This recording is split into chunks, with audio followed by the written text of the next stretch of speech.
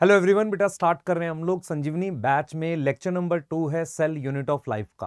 तो आपने जो फर्स्ट लेक्चर पढ़ा था उसमें मैंने आपको एक ओवरव्यू पढ़ाया था सेल का, और उसके साथ साथ मैंने प्रोकैरियोटिक सेल की पूरी डिटेल पढ़ा दी थी कि प्रोकैरियोटिक सेल में ग्लाइकोकैलिक्स क्या होता है, सेल वॉल क्या होता है, प्लाज्मा मेम्ब्रेन क्या है, मीजोसोम्स क्या होते हैं, क्रोमेटोफोर क्या होते हैं।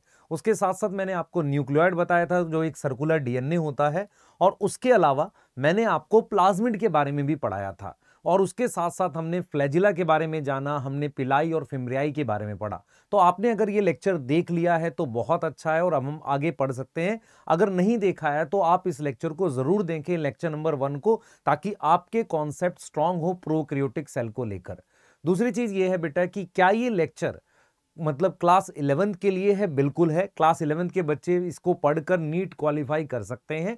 उसके अलावा अगर कोई ड्रॉपर का बच्चा इस लेक्चर को देख रहा है तो उसे भी पूरा फायदा पहुंचने वाला है।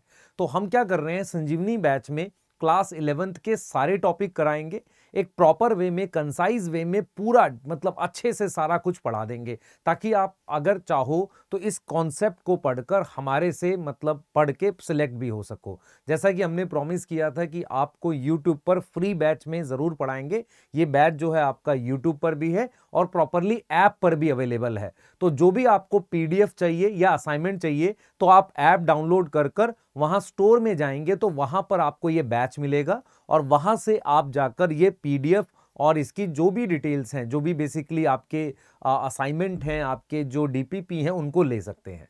तो स्टार्ट कर लेते हैं आज का लेक्चर बेटा। सबसे पहले हम यहां पर आज जो बात करने वाले हैं, मैं सेल मेम्ब्रेन के बारे में बात करूंगा, सेल वॉल के बारे में बात करूंगा, और एंडो मेम्ब्रेन सिस्टम के बारे में बात करने वाला हूं। ठीक है, एकदम एनसीईआरटी के अराउंड चीजों को पढ़ेंगे। ठीक है, तो सबसे पहले स्टार्ट करते हैं बेटा, स्टार्ट करते हैं। ऐसा हमने स्टार्ट किया था, ये टॉपिक मैंने लेक्चर 1 में कंप्लीट किया है। ठीक है, आप देख सकते हैं मैंने बेसिक्स, ओवरव्यू और प्रोकैरियोटिक सेल आपका लेक्चर 1 में कंप्लीट किया है। हमारा टारगेट है कि लेक्चर 2 में ये वाला part, cell membrane, cell wall और एंडो मेम्ब्रेन सिस्टम का पार्ट कंप्लीट कर ले।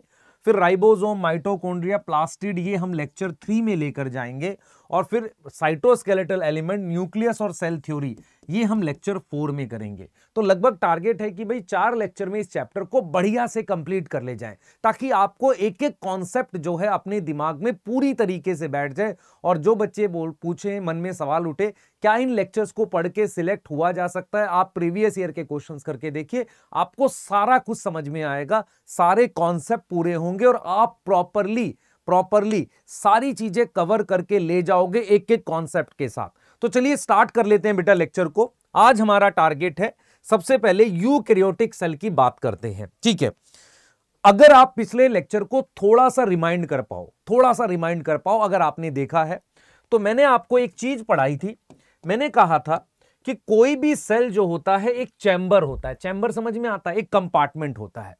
और अगर हमने बात करी थी प्रोकैरियोटिक सेल की, तो उसमें हमारे पास ऑर्गेनल में राइबोसोम होता है, पर उस राइबोसोम के बाहर कोई मेम्ब्रेन नहीं होती।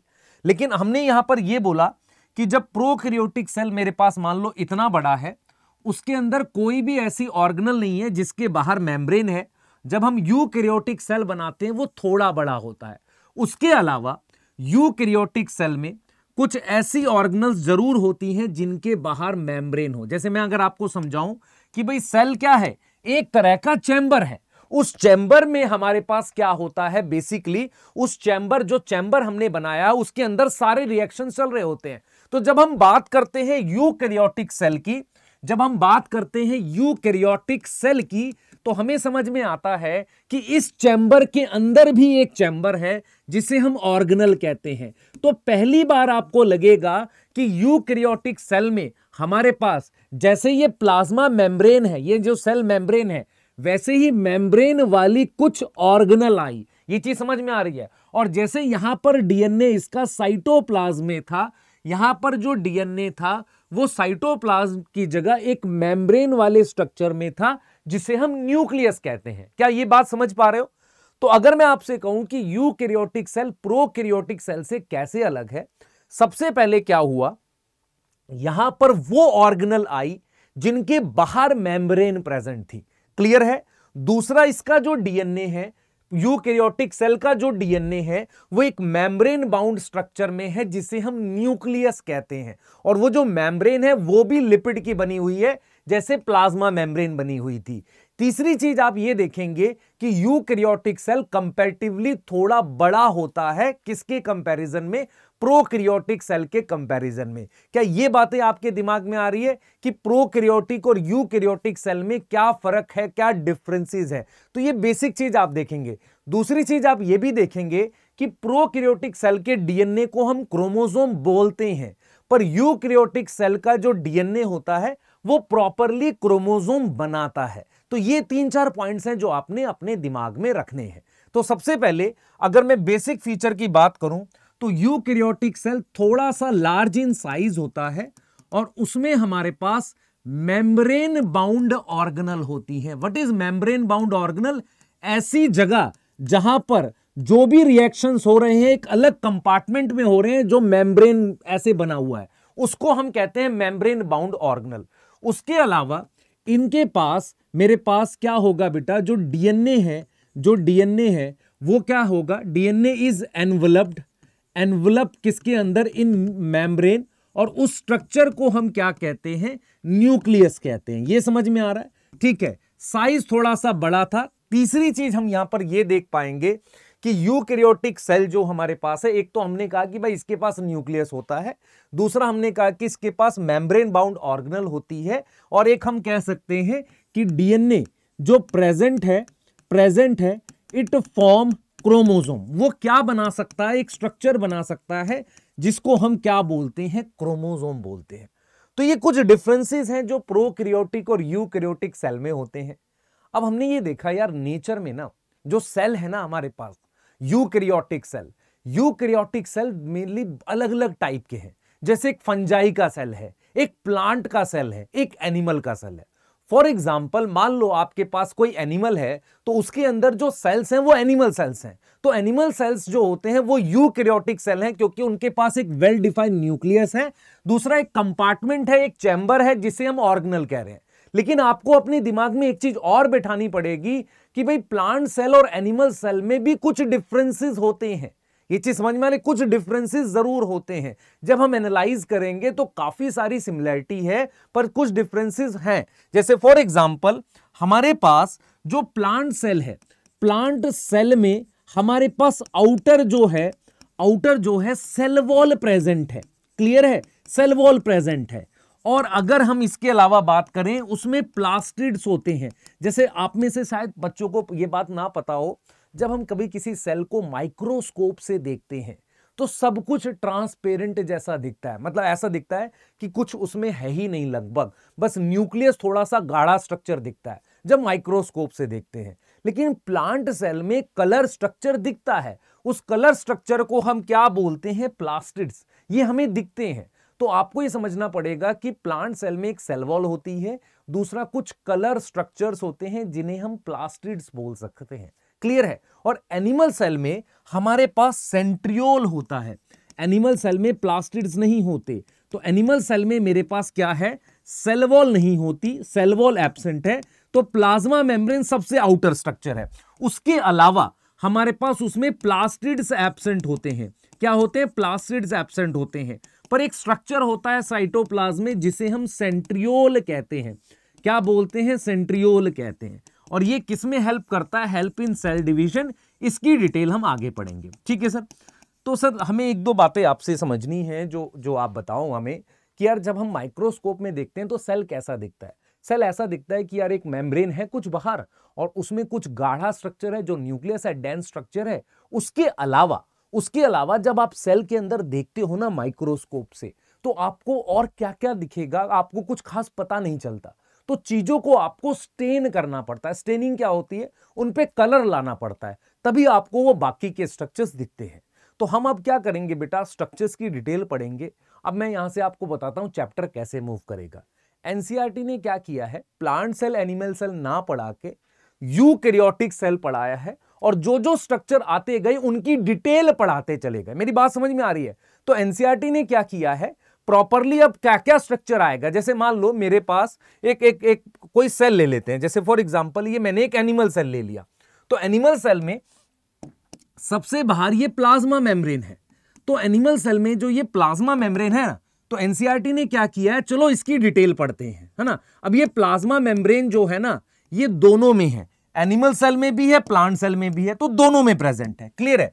उसके बाद उसने कहा कि ठीक है, प्लाज्मा मेम्ब्रेन हमने पढ़ ली, फिर हम क्या करेंगे, फिर हम प्लांट सेल में देखेंगे। तो भाई प्लांट सेल में प्लाज्मा मेम्ब्रेन के अलावा बाहर सेल वॉल भी होती है। तो उसने कहा कि काम करेंगे, हम पहले सेल वॉल भी पढ़ेंगे। तो आपको क्या करना है, आपको इस चैप्टर में पहले प्लाज्मा मेम्ब्रेन पढ़नी है, फिर सेल वॉल पढ़नी है। अब एनिमल और प्लांट सेल दोनों में ये जो स्ट्रक्चर होता है मेम्ब्रेन का बना हुआ, जैसे ये स्ट्रक्चर जो है, इसको हम एंडोप्लाज्मिक रेटिकुलम कह रहे हैं, इनके बारे में पढ़ेंगे।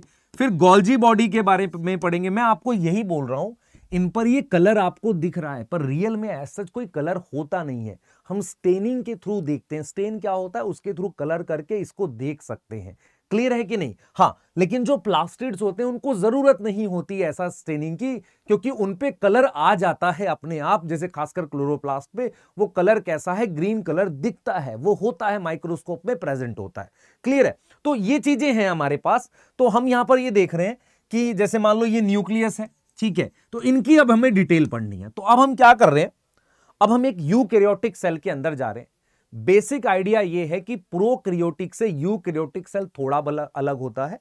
प्लांट और एनिमल सेल में कुछ डिफरेंसेस हैं। उसके अलावा हम कॉमन सारी चीजें पढ़ते हुए चलेंगे। सबसे बाहर पहले हम सेल मेम्ब्रेन पढ़ेंगे, फिर हम क्या पढ़ेंगे, सेल वॉल के बारे में पढ़ेंगे, और फिर सेल के अंदर एंटर करेंगे प्रॉपर तरीके से और देखेंगे वहां क्या है। ठीक है। तो सबसे पहले हम बात कर लेते हैं आज सेल मेम्ब्रेन की। क्या बात कर लेते हैं, सेल मेम्ब्रेन की। लेकिन ये वो पैराग्राफ है जो एनसीईआरटी का, वो आप समझिए क्या कह रहा है। एनसीईआरटी कहती है कि मतलब यूकैरियोटिक सेल जो है उसमें मेरे पास एक तो प्रोटिस्टा आता है, एक प्लांट आता है, एक एनिमल आता है और एक फंजाई। मतलब 4 किंगडम आपकी क्या है, आपकी यूकैरियोटिक है। दूसरा उसमें कंपार्टमेंटलाइजेशन है, मतलब मैंने यही बोला था ना, चैम्बर के अंदर चैम्बर है। तो कंपार्टमेंट का मतलब होता है इस सेल के अंदर अलग अलग चैम्बर को ही हम ऑर्गेनल कहते हैं, जिसे हम क्या बोलते हैं, मेम्ब्रेन बाउंड ऑर्गेनल।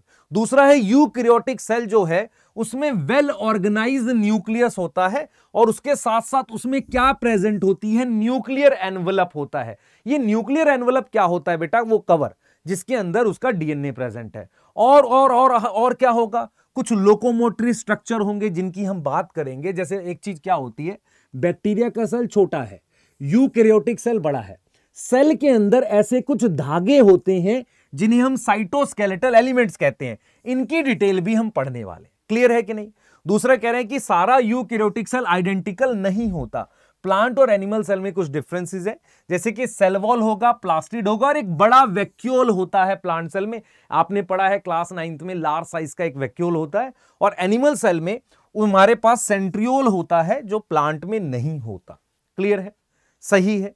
तो अब क्या पढ़ रहे हैं, सबसे पहले पढ़ रहे हैं प्लाज्मा मेम्ब्रेन। तो यहां से क्या क्या क्वेश्चन बन सकता है, सेंट्रियोल कहां होता है, ठीक है। दूसरी चीज, कंपार्टमेंटलाइजेशन जो है वो किसका फीचर है, प्रोकैरियोटिक और यूकैरियोटिक सेल का। ऐसे क्वेश्चंस यहां से बन सकते हैं। अब क्या करेंगे बेटा, हम सेल मेम्ब्रेन की डिटेल पढ़ रहे हैं, ठीक है। सेल मेम्ब्रेन कहां प्रेजेंट है, present in all type of cells, है ना, प्रेजेंट इन सभी तरह के सेल्स में, even prokaryotic, all type of cells, है ना। और ये अगर आप एनसीईआरटी पढ़ोगे तो वहां लिखा है, जहां प्रोकैरियोटिक सेल ना स्ट्रक्चरली सिमिलर होती है किसमें, इन प्रोकैरियोट्स एंड यूकैरियोट्स। तो प्रोकैरियोट्स एंड यूकैरियोट्स में इनका स्ट्रक्चर सिमिलर होता है। कैसा होता है, सिमिलर होता है।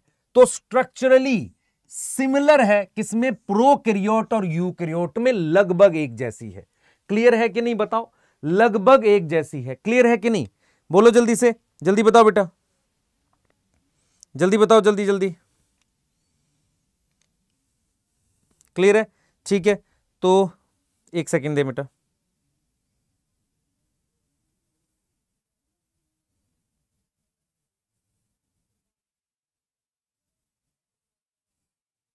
ठीक है, चलिए आगे चलेंगे कि अब हमने क्या पढ़ना है बेटा, मेम्ब्रेन के बारे में पढ़ना है। तो प्लाज्मा मेम्ब्रेन या सेल मेम्ब्रेन जो भी हमारे पास है उसकी डिटेल हमें पढ़नी है।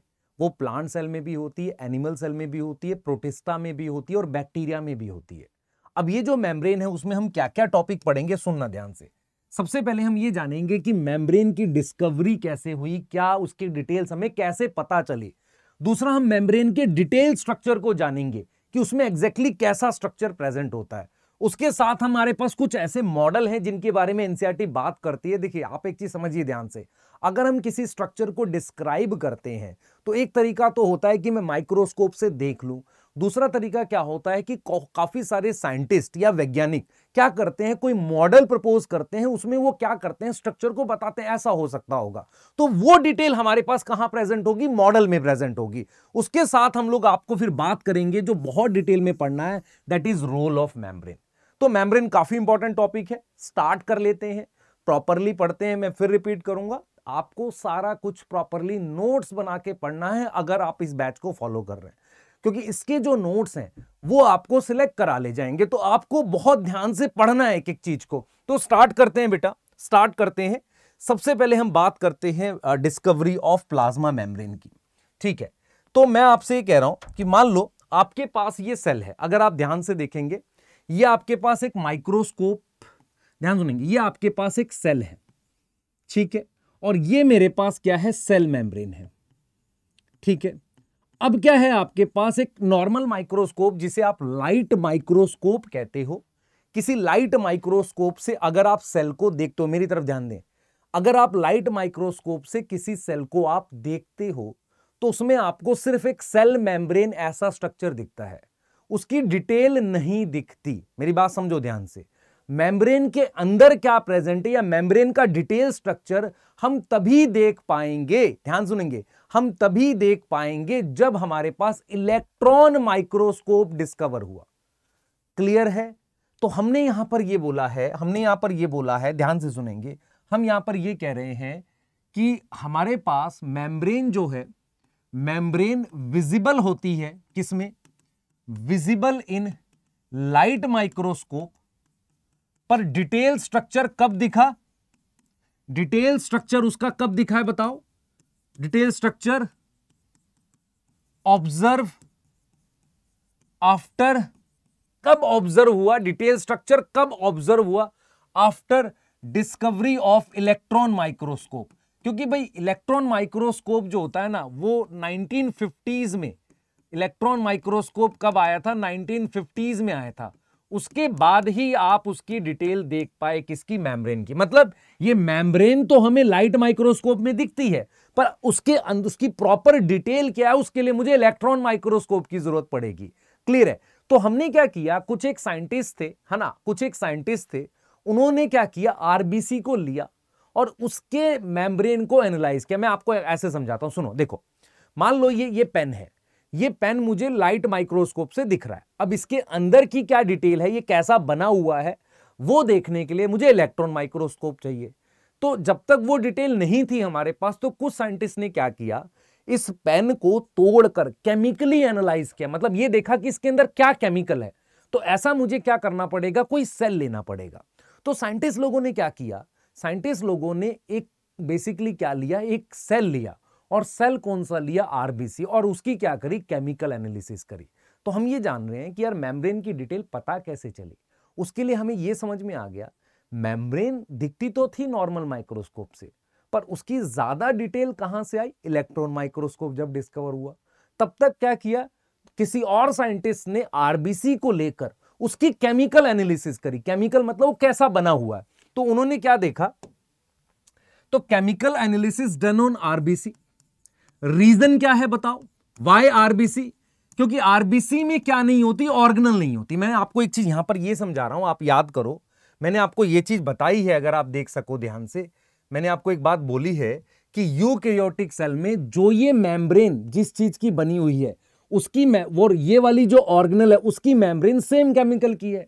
अगर मुझे इसको, इस सेल को एनालाइज करना है तोड़ के, जैसे मान लो मैं ये सेल है, इसको एनालाइज करना चाहता हूं, तो मैं इसे तोड़ दूंगा। जब मैं तोड़ूंगा तो ये ऑर्गेनल भी तो टूटेगी। तो मान लो आप इसको एनालाइज करना चाह रहे हो, पर इसकी मेम्ब्रेन आ जाएगी साथ में। बात समझ में आ रही है? तो आपको क्या करना है, अगर मेम्ब्रेन को एनालाइज करना है तो कोई ऐसा सेल ले लो, ऐसा सेल ले लो जिसमें कोई ऑर्गेनल ना हो। ऑर्गेनल मतलब माइटोकॉन्ड्रिया ना हो, एंडोप्लाज्मिक रेटिकुलम ना हो, गोल्जी बॉडी ना हो, इसीलिए हम क्या करते हैं, आरबीसी लेते हैं। मेरी बात समझ में आ रही है? क्योंकि ऑर्गेनल भी तो उसी मेम्ब्रेन की बनी हुई है जिसकी प्लाज्मा मेम्ब्रेन है, वैसी ही मेम्ब्रेन है। तो आरबीसी नॉट हैव माइटोकॉन्ड्रिया, उसमें माइटोकॉन्ड्रिया नहीं है, और क्या नहीं है, और क्या नहीं है, ईआर नहीं है, एंड गोल्जी नहीं है। तो ठीक है भाई, हम कर लेते हैं। तो हमने क्या किया, हमने आरबीसी ले लिया। अब देखो, आरबीसी की केमिकल एनालिसिस करने के लिए मैंने उसकी मेम्ब्रेन को ऐसे तोड़ लिया, तो मुझे यह पता चला कि जो आरबीसी की मेम्ब्रेन है, जो मेम्ब्रेन किसकी बनी हुई है, सुनना ध्यान से, membrane is made up of, मुझे ये एनालिसिस में पता चला। तो हम ये बोल सकते हैं कि हमने क्या किया, आरबीसी लिया, इसकी मेम्ब्रेन को ऐसे तोड़ लिया और केमिकली एनालाइज किया। तो हम लिख सकते हैं when we analyse RBC chemically, तो हमें क्या क्या मिला। सबसे पहले हमें मिला कि मेम्ब्रेन जो है, membrane is made up of lipid, और लिपिड में भी कौन सा लिपिड है, फॉस्फोलिपिड। कौन सा लिपिड है, फॉस्फोलिपिड है। एंड दूसरा, सम प्रोटीन्स एंड अदर, ये भी कुछ अदर मतलब कार्बोहाइड्रेट प्रेजेंट होता है। अब क्या हुआ, कुछ हमने, देखो आप क्या कर रहे हो, आप आरबीसी की मेम्ब्रेन तोड़ के ना उसके अंदर देख रहे हो क्या क्या है। तो आपको पता चला ये मार्कर है, तोड़ा, पता चला भाई इसमें जो है ना 5 ग्राम लोहा है, 10 ग्राम प्लास्टिक है, ऐसे पता चलेगा ना। तो ऐसे ही पता चला जो आरबीसी की मेम्ब्रेन है वो लिपिड है, और लिपिड में भी कौन सी लिपिड है, फॉस्फेट कंटेनिंग फॉस्फोलिपिड है। उसके अलावा प्रोटीन है। तो हमें ये पता चला कि जो लिपिड है ना, लिपिड है वो लगभग हमारे पास कितना है बेटा, 40% के आसपास है। और जो प्रोटीन है ना, प्रोटीन हमारे पास लगभग 52% है, और 8% के आसपास अदर का मतलब होता है कार्बोहाइड्रेट। ये हमें केमिकल एनालिसिस ऑफ आरबीसी से पता चला।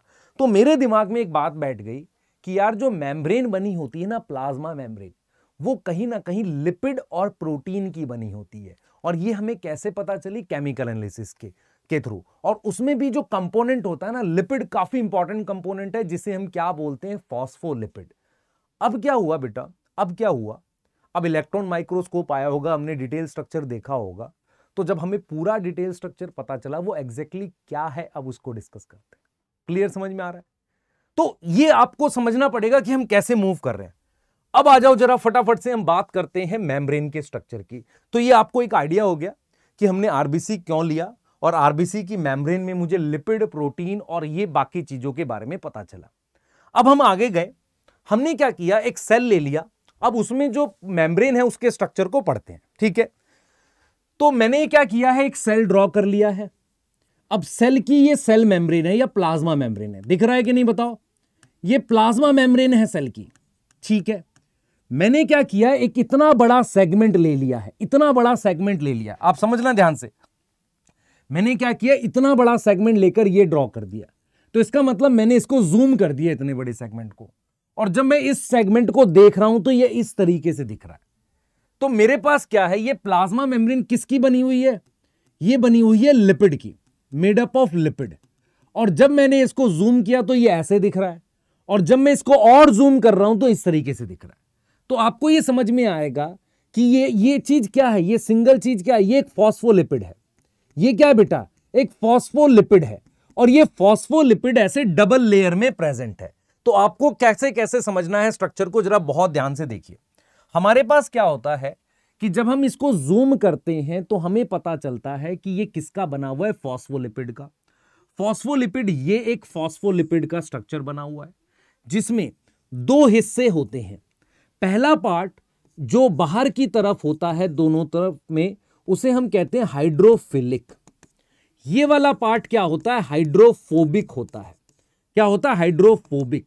इसे हम कहते हैं हाइड्रोफिलिक हेड, जो पानी से अट्रैक्ट होता है। हाइड्रोफोबिक टेल इसे कहते हैं।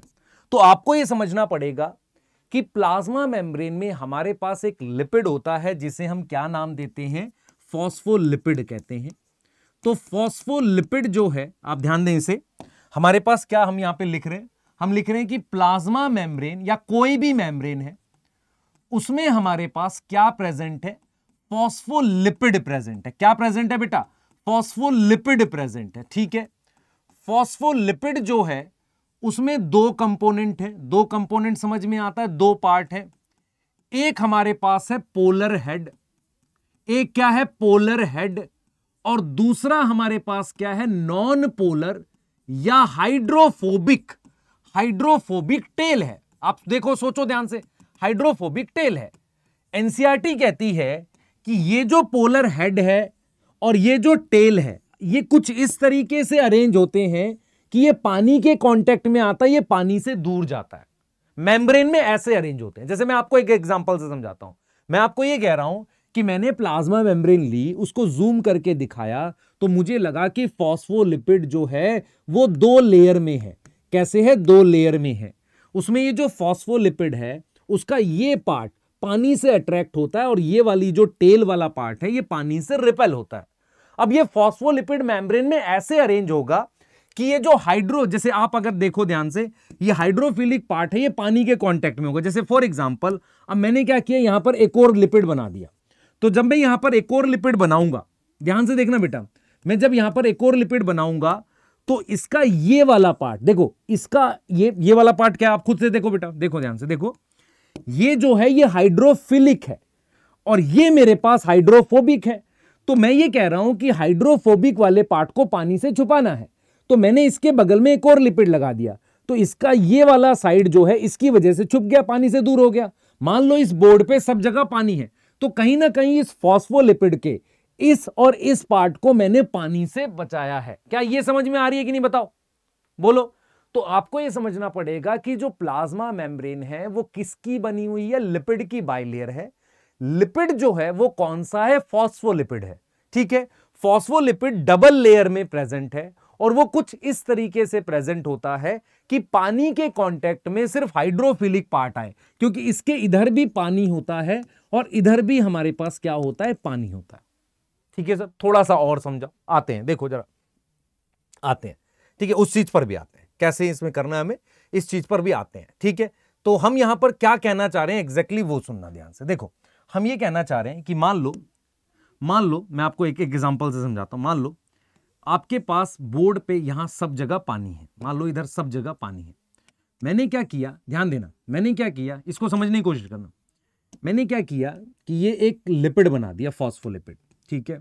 ये येलो वाला पार्ट हाइड्रोफिलिक है, ये मेरे पास हाइड्रोफोबिक है। सही है सर, बढ़िया लग रहा है। अब जरा इधर देखियो ध्यान से बेटा, अब मेरे पास क्या है, ध्यान दियो, मेरे पास क्या है, मुझे क्या करना है, किसी तरीके से इसका हाइड्रोफोबिक पार्ट छुपाना है। मतलब क्या हुआ, हाइड्रोफोबिक पार्ट किधर किधर है, यहां है, यहां है और यहां है। तो अगर मुझे यहां वाला, इसका यहां वाला पार्ट छुपाना है तो इसके बगल में एक और लिपिड लगा दो। इसका ये वाला पार्ट छुपाना है तो एक और लिपिड लगा दो। अब ये वाला पार्ट भी तो छुपाना है तो सामने लिपिड लगा दो। तो एनसीईआरटी इस बात को बोलती है कि लिपिड कैसे अरेंज होता है, आप ध्यान दें, लिपिड कैसे अरेंज होता है कि जो टेल है, ये टेल और टेल एक दूसरे के कांटेक्ट में आ जाती है अंदर की तरफ, हेड वाला पार्ट बाहर की तरफ है। और लगा दो जरा, और देख लो, ऐसे कर दो।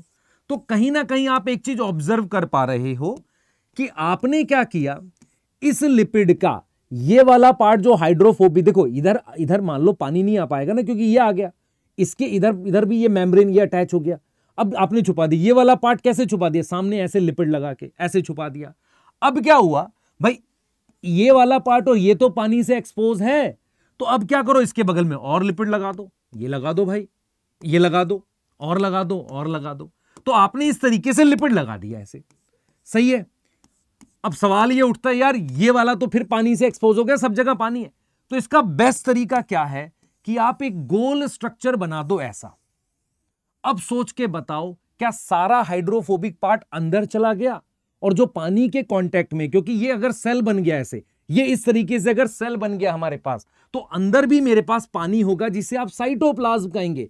तो साइटोप्लाज्म के कांटेक्ट में ये हाइड्रोफिलिक पार्ट है और सेल के बाहर क्या होता है, एक्स्ट्रा सेलुलर, जो भी चीज होती है सेल के बाहर जिसे आप एक्स्ट्रा सेलुलर कहते हैं। तो ये जो एक्स्ट्रा सेलुलर पार्ट है, ये भी हाइड्रोफिलिक पार्ट, ये भी पानी के कांटेक्ट में आ गया। तो आपने जब इसको ऐसे अरेंज किया कि जो टेल है, हाइड्रोफोबिक टेल है, वो एक दूसरे कांटेक्ट में आ गई और बगल में आप और लिपिड लगाते रह गए, इस तरीके से जो अरेंजमेंट बनी है, ये अरेंजमेंट एक ऐसी अरेंजमेंट है जिसमें हमारे पास जो पोलर हेड है वो बाहर की तरफ है और हाइड्रोफोबिक टेल अंदर की तरफ है, एक दूसरे के कांटेक्ट में। जब आप गोल स्ट्रक्चर बनाओगे जिसे आप सेल कह रहे हो, तो अंदर पानी रह सकता है जो इसके कांटेक्ट में, बाहर भी पानी हो सकता है जो उसके कांटेक्ट में। क्लियर है? ऐसे मेम्ब्रेन बनती है। ठीक है, अब मन क्या करता है बेटा कि क्यों ना इस लिपिड के स्ट्रक्चर को भी देखा जाए। देख लें थोड़ा सा लिपिड के स्ट्रक्चर को, क्योंकि हम आपको क्या पढ़ा रहे हैं, प्लाज्मा मेम्ब्रेन के बारे में पढ़ा रहे हैं। प्लाज्मा मेम्ब्रेन और सेल मेम्ब्रेन का स्ट्रक्चर उस मेम्ब्रेन से भी मैच करेगा जो ऑर्गेनल में होती है, तो क्यों ना उस स्ट्रक्चर को डिटेल में पढ़ा जाए। स्टार्टिंग कैसे हुई थी कि भाई लाइट माइक्रोस्कोप यूज किया, पर लाइट माइक्रोस्कोप से आप खाली एक पतली लेयर देख पाते हो, इलेक्ट्रॉन माइक्रोस्कोप डिटेल स्ट्रक्चर दिखाता है। आपने आरबीसी की केमिकल एनालिसिस करी तो आपको पता चल गया भाई लिपिड होता है, प्रोटीन होता है और कुछ और भी जैसे कार्बोहाइड्रेट वहां हो सकता है। अब हमने ये देखा कि जो लिपिड होता है वो कौन सा होता है, फॉस्फोलिपिड। उसमें ये वाला पार्ट हाइड्रोफिलिक मतलब पानी को अट्रैक्ट होता है, ये वाला पार्ट हाइड्रोफोबिक, हिंदी वाले कहेंगे जल विरागी ना, वो चीज है। अब हम क्या करते हैं, एक डिटेल स्ट्रक्चर समझते हैं किसका, सेल के, इसका क्या नाम है, प्लाज्मा मेम्ब्रेन का। ध्यान से सुनना कैसे बनता है। ये आपको कोई कंपाउंड दिख रहा है, मैं ड्रॉ भी कर देता हूं आपके लिए। देखो ध्यान से सुनना बेटा, देखो आपके पास ये जो है बेटा, ध्यान दो, ये मैंने 3 कार्बन लिख दिया ऐसे, सही है सर। यहां पर H2 लिख दिया और यहां H लिख दिया। यहां जब मैंने OH लिखा है ना ऐसे, ये कंपाउंड को हम ग्लिसरॉल कहते हैं। क्या बोलते हैं, ग्लिसरॉल। कोई डाउट है? नहीं सर, ठीक लग रहा है। अब मैंने क्या किया, यहां पर इस तरीके से कार्बन की एक लंबी चेन बनाई और इसके यहां COH लिख दिया, तो ये मेरे पास क्या बन गया, एक फैटी एसिड बन गया। अब आप में से जिन बच्चों को नहीं पता तो व्हाट इज फैटी एसिड, ये एक कॉर्नर एक कार्बन है, तो कार्बन की लंबी चेन और लास्ट में COH लगाओ, इसे फैटी एसिड कहते हैं।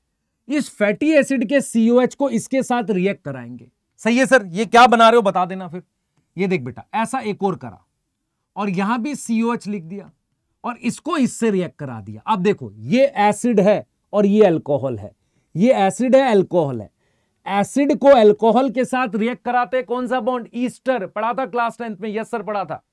तो इसको इसके साथ रिएक्ट कराएंगे, ठीक है। और यहां पर हम फॉस्फेट जोड़ेंगे। मैं फिर रिपीट कर रहा हूं, ग्लिसरॉल पर एक फैटी एसिड, 2 फैटी एसिड और तीसरी कार्बन पर फॉस्फेट जोड़कर फॉस्फोलिपिड बनाते हैं। आप सोचो ध्यान से।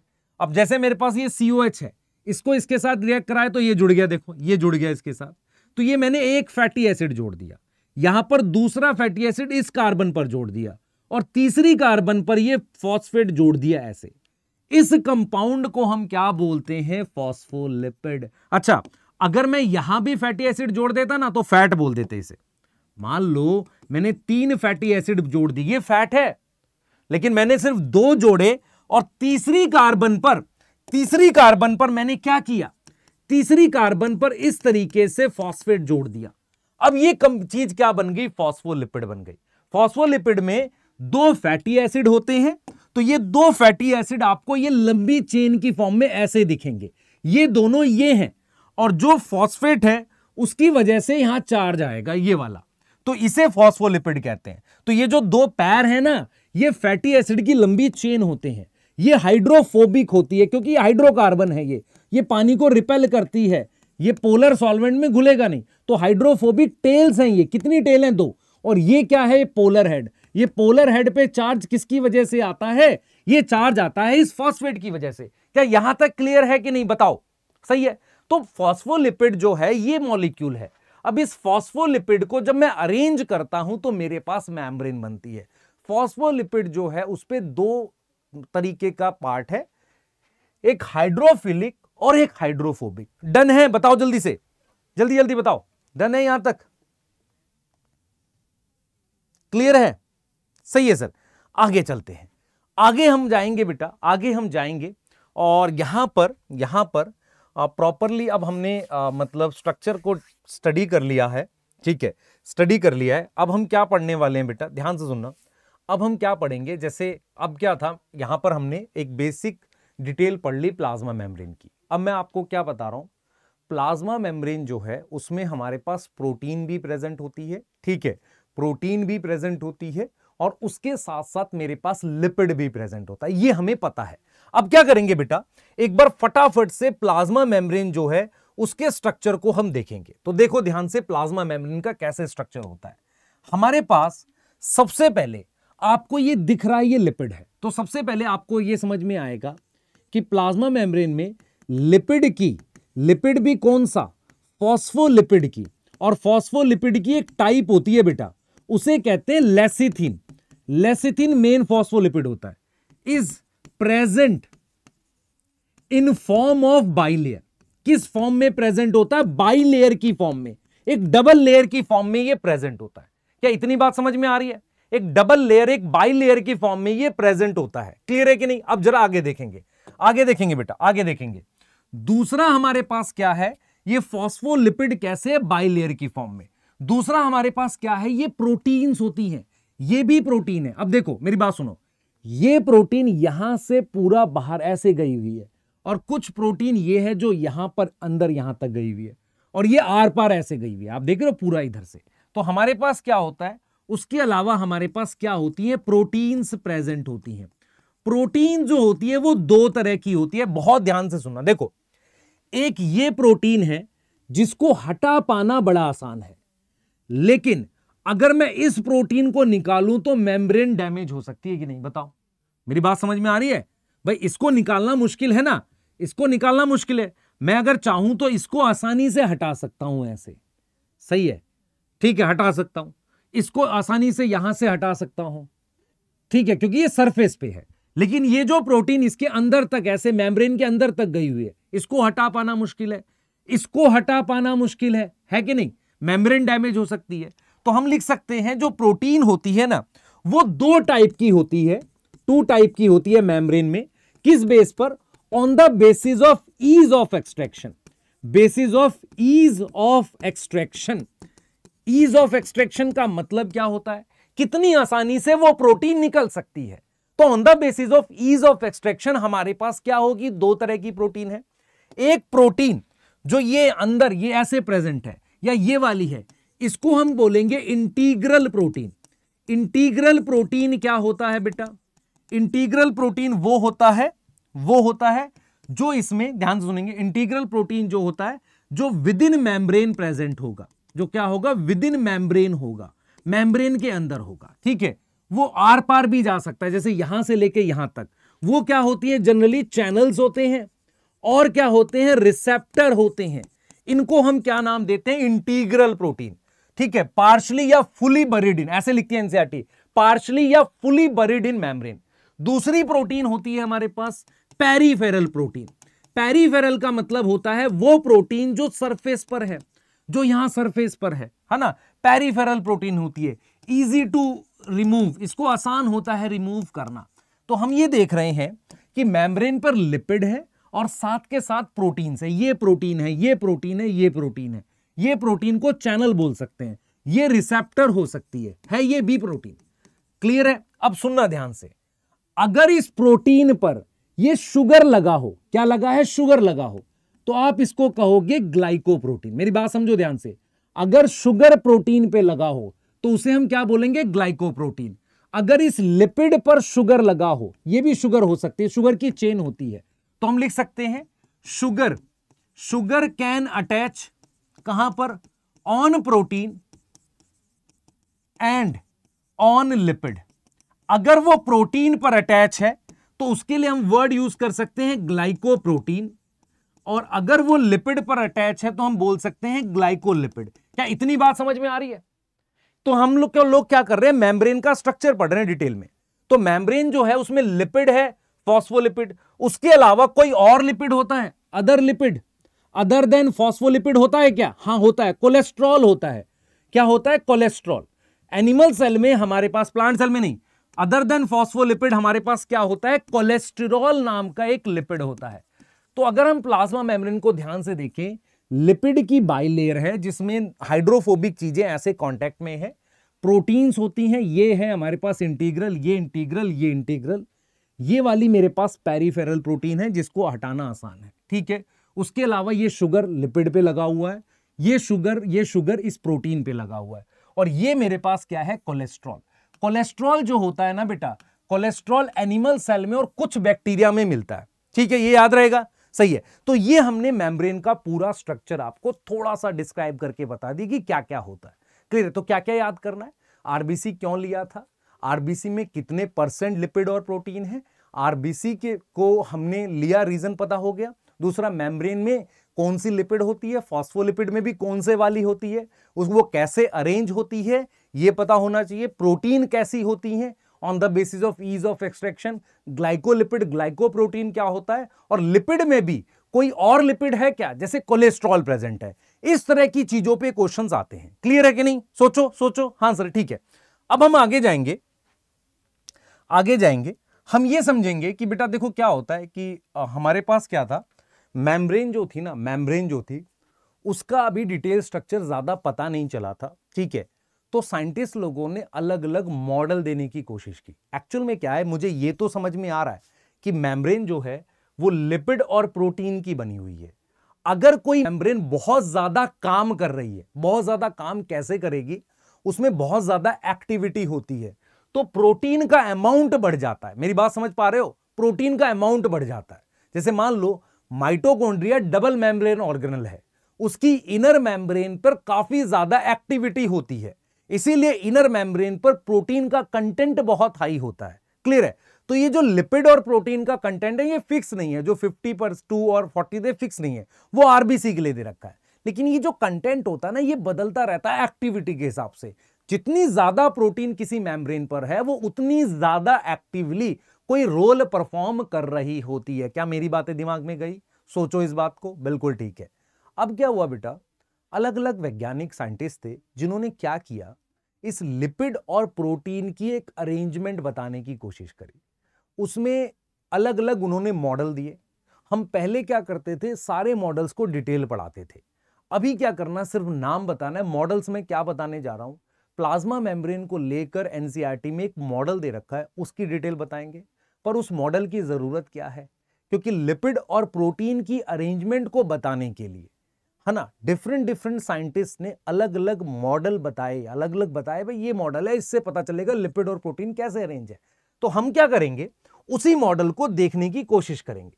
तो हमारे पास जो मॉडल की हम बात कर रहे हैं वो ये है। तो हमने ये देखा कि एक साइंटिस्ट थे डेनियल, देखो हम क्या बोल रहे हैं, how lipid and protein arrange, ठीक है, उसको लेके डिफरेंट मॉडल्स हैं। उसमें एक मॉडल है जिसका नाम है डेनियल डेविसन। सर ये डिटेल में पढ़ना, बस इतना याद रखो, डेनियल डेविसन का ये जो मॉडल है, इसमें ये लिपिड लगा हुआ है और इस तरीके से हमारे पास कुछ प्रोटीन्स लगी रहती हैं, ऐसे इस तरीके से प्रोटीन्स लगी रहती है ना। तो प्रोटीन्स यहां बाहर लगी हुई है दोनों तरफ ऐसे। तो ये ऐसा लगता है कि प्रोटीन लिपिड और ये प्रोटीन हो गई, तो एक सैंडविच बन गया प्रोटीन के अंदर, इसलिए इसको सैंडविच मॉडल भी कहते हैं, है ना। इसको क्या बोलते हैं, सैंडविच मॉडल भी बोलते हैं। क्लियर है कि नहीं बताओ, सही है, सैंडविच मॉडल भी। तो डेनियल डेविसन का ये जो मॉडल है, इसको हम सैंडविच मॉडल भी बोलते हैं। क्लियर है कि नहीं बताओ, सोचो ध्यान से, इसको हम सैंडविच मॉडल भी बोलते हैं। क्या ये क्लियर है, बताओ बेटा जल्दी से। इसको हम सैंडविच मॉडल भी बोलते हैं, ठीक है।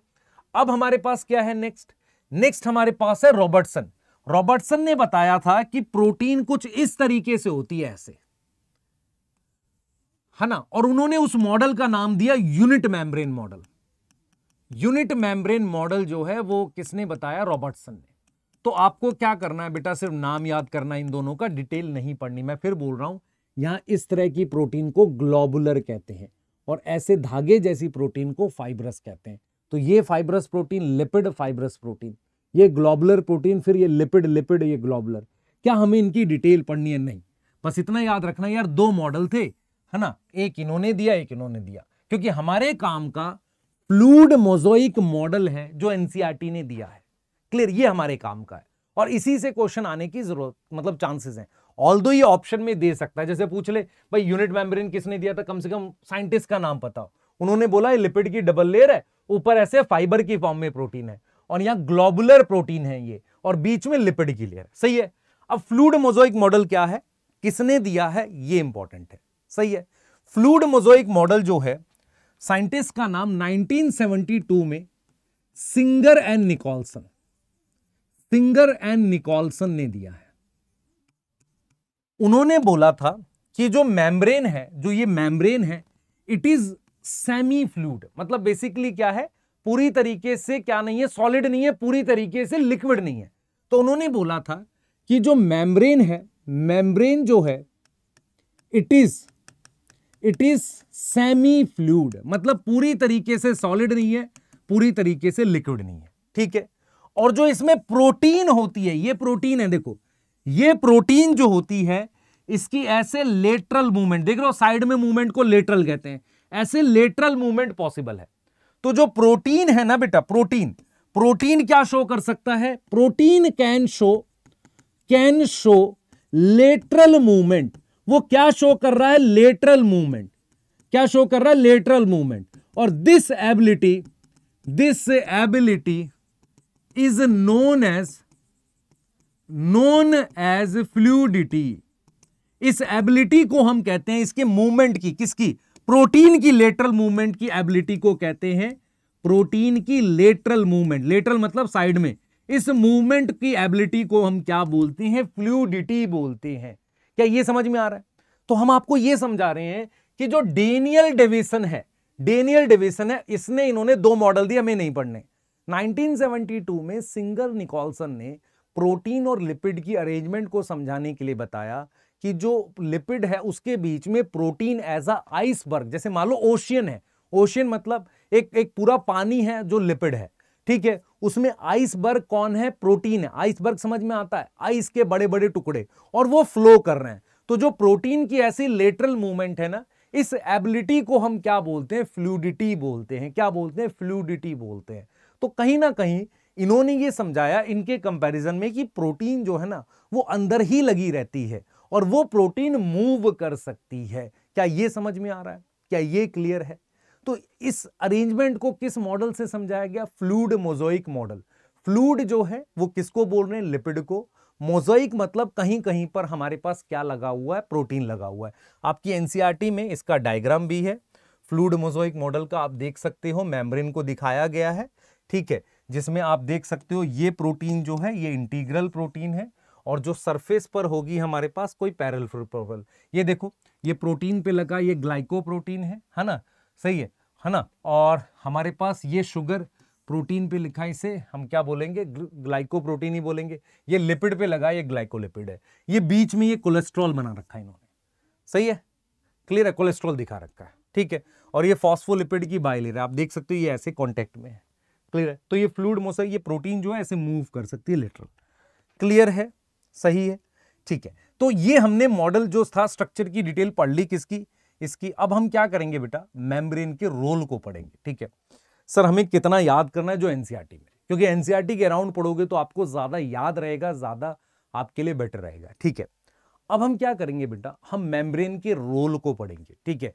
मेम्ब्रेन जो है, मैं आपको एक चीज समझाता हूं और आप समझना, ये इंपॉर्टेंट है। जैसे मान लो आपके पास ये सेल है, ये इसकी मेम्ब्रेन है, ये इसकी मेम्ब्रेन। अब आपको ये समझना पड़ेगा कि किसी भी सेल के बाहर अगर सेल वॉल है तो कुछ वो ऐसा स्ट्रक्चर होता है नॉन लिविंग सा। सेल वॉल जो होती है वो नॉन लिविंग होती है। तो अगर आपसे मैं पूछूं कि सेल वॉल नॉन लिविंग है और उसके बीच में इतने बड़े बड़े गैप हैं, तो कोई भी चीज अगर अंदर जा रही है, मान लो इतनी बड़ी है तो उसका जाना मुश्किल है, लेकिन अगर कोई इतनी बड़ी चीज है तो वो इजिली इस सेल वॉल को पार करके डायरेक्ट कांटेक्ट में आ जाएगी, किसके, मेम्ब्रेन के। मेरी बात समझ पा रहे हो मैं क्या बोल रहा हूं भाई? इतनी बड़ी चीज के लिए तो सेल वॉल बैरियर की तरह काम करेगी, लेकिन मेरे पास ये वाला जो चीज है ये इसमें से निकल जाएगा और किसके कांटेक्ट में आएगा, मेम्ब्रेन के। तो मेम्ब्रेन का वैसे मेन काम होता है ये जो चीज को अंदर ले जाना है कि नहीं, ये डिसाइड करना। तो सबसे इंपॉर्टेंट रोल है ट्रांसपोर्ट, कि कौन सी चीज अंदर जाएगी, कौन सी चीज बाहर आएगी, वो कौन करता है, मेनली प्लाज्मा मेम्ब्रेन कर रहा होता है। तो मेम्ब्रेन का काम होता है कि सेल के अंदर क्या चीज जाएगी, क्या नहीं जाएगी, ये डिसाइड करना, और कैसे जाएगी, ये सारा काम। तो ट्रांसपोर्ट जो है, हम ये बोल सकते हैं कि मूवमेंट ऑफ सब्सटेंस या मॉलिक्यूल्स इनसाइड और आउटसाइड सेल, ये सब काम किसका है, ये मेम्ब्रेन का काम है। ये किसका काम है? प्लाज्मा मेम्ब्रेन का काम है। क्या मेरी बात समझ में आ रही है आपको? ये प्लाज्मा मेम्ब्रेन का काम है। दूसरा क्या होता है? ग्रोथ। अगर मुझे सेल की ग्रोथ करानी है तो मुझे ये प्लाज्मा मेम्ब्रेन की भी ग्रोथ करानी पड़ेगी। मैं फिर रिपीट कर रहा हूं, ये आपके पास प्लाज्मा मेम्ब्रेन है, तो अगर मुझे सेल की ग्रोथ करानी है तो मुझे इस प्लाज्मा मेम्ब्रेन की ग्रोथ करानी पड़ेगी। इस प्लाज्मा मेम्ब्रेन की ग्रोथ कराऊंगा तभी सेल की ग्रोथ होगी। तो आपको ये समझना पड़ेगा, और उसके लिए मैं लिपिड, जो लिपिड होगा ना, वो लाकर यहां इसकी दीवारों पर लिपिड लगाऊंगा, तब सेल की ग्रोथ होगी। तो ग्रोथ के लिए क्या है? सेल मेम्ब्रेन क्या करती है? ग्रोथ करवाती है। मेम्ब्रेन जो होगा वो अगर उसका साइज इंक्रीज होगा, अगर सेल मेम्ब्रेन का साइज इंक्रीज होगा तभी हमारे पास ग्रोथ होगी सेल की। मैं आपसे अगर पूछूं कि सेल की ग्रोथ होती कैसे है, बेसिकली क्या होता है, सेल में साइटोप्लाज्म बढ़ता है और साथ में प्लाज्मा मेम्ब्रेन की लेंथ बढ़ती है। इस तरीके से सेल की ग्रोथ होती है। उसके अलावा एक बहुत इंपॉर्टेंट रोल है कि सेल के बाहर अगर कुछ रिलीज करना है, जिसे हम कहते हैं सिक्रीशन, ये भी हमारे पास किसका रोल होता है? सेल मेम्ब्रेन का। क्योंकि बहुत सारे सेल्स ऐसे होते हैं, जैसे ग्लैंड्स हैं, काफी सारी ग्लैंड्स होते हैं, उनके जो सेल्स हैं, ये जो सेल्स हैं, ये चीजें बाहर सिक्रीट करते हैं ऐसे। तो ये जो सिक्रीशन का काम है किसी भी चीज का, जैसे मान लो ये ल्यूमन है, ल्यूमन मतलब ये खाली जगह है, तो ये सेल चीजें बाहर सिक्रीट करता है, किसकी वजह से? प्लाज्मा मेम्ब्रेन की वजह से।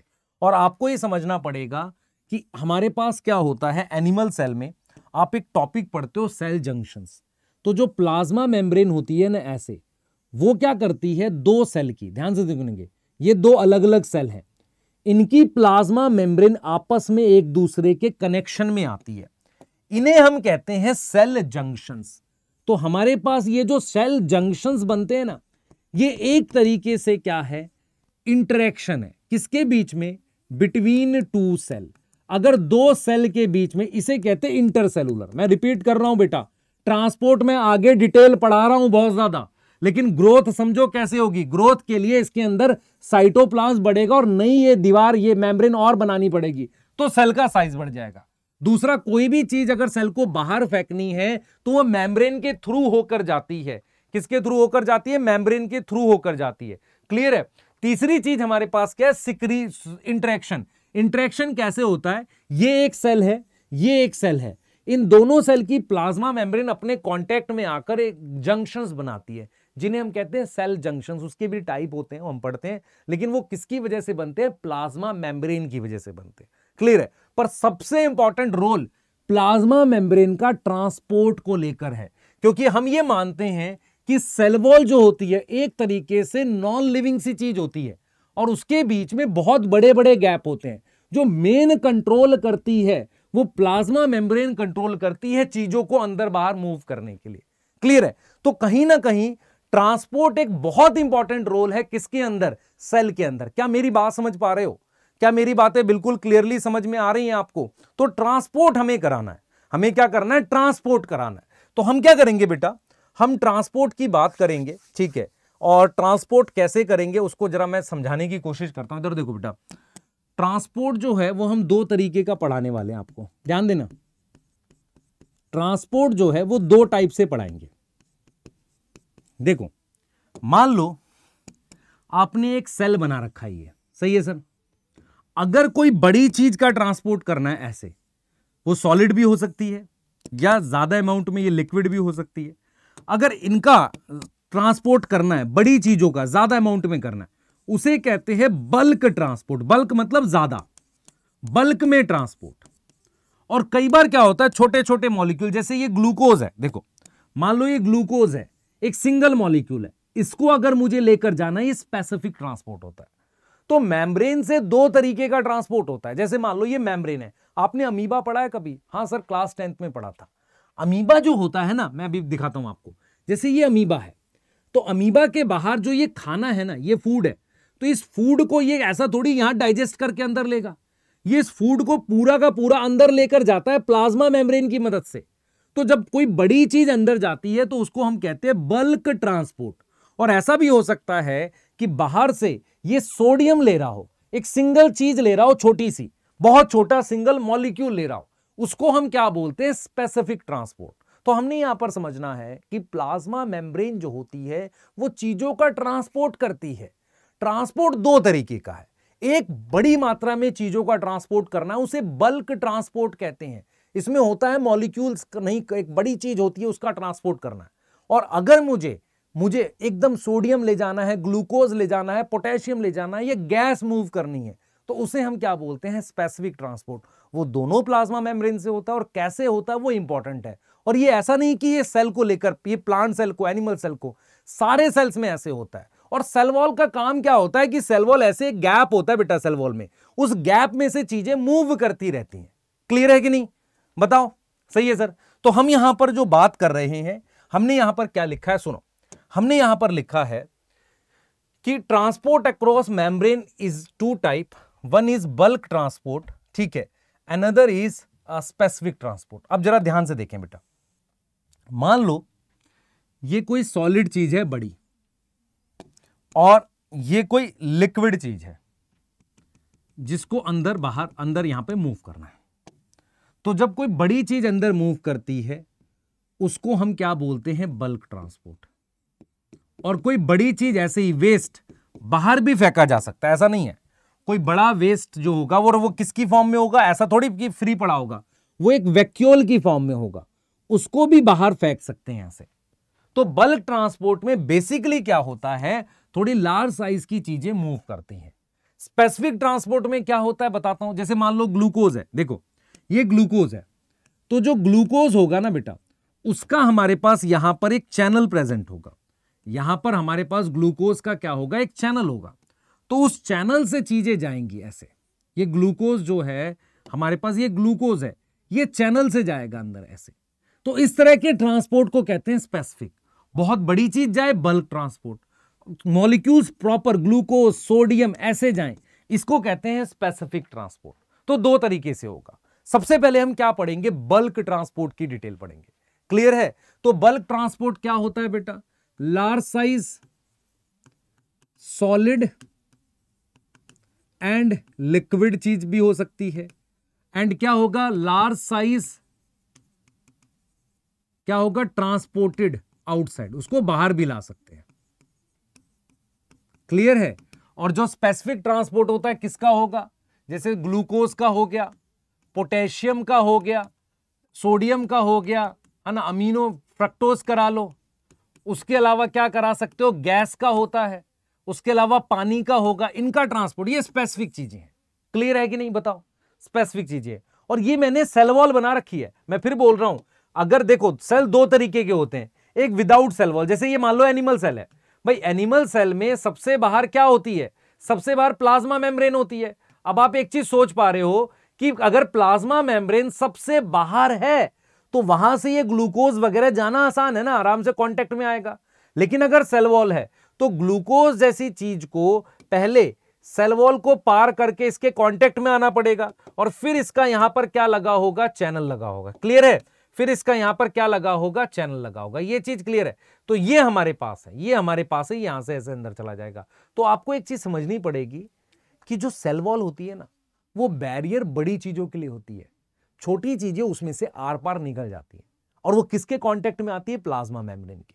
तो प्लाज्मा मेम्ब्रेन ही मेन कंट्रोल करती है।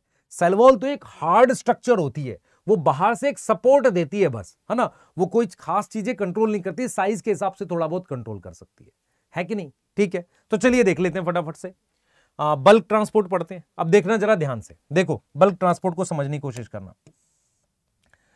मान लो ये सॉलिड चीज है, ठीक है, समझना, ये कोई सॉलिड चीज है, ये इसके कांटेक्ट में आया, ये अंदर की तरफ ऐसे बेंड कर गया, ऐसे आ रहा समझ? ये इस तरीके से अंदर बेंड कर गया, ऐसे मेम्ब्रेन ऐसे बेंड कर गई, और फिर उसके अंदर हमने ये बेंड कर गई ऐसे, उसके अंदर हमने इसको पैक कर दिया, ये अंदर आ गया। ये सॉलिड चीज है, दिख रहा है कि नहीं? ये तो आप अगर ध्यान से देखोगे ये ऐसे अंदर आ गया, ठीक है। अच्छा, इसके अलावा थोड़ा कुछ लिक्विड जैसा है। अब ये भी अंदर ऐसे बेंड करेगी, देखो ये अंदर की तरफ ऐसे बेंड कर गई।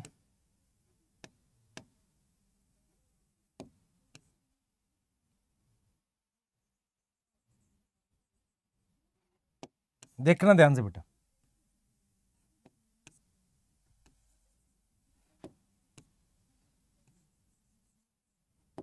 देखना ध्यान से। देखो अब ये चीज लिक्विड है भाई, ये सॉलिड है और ये लिक्विड है,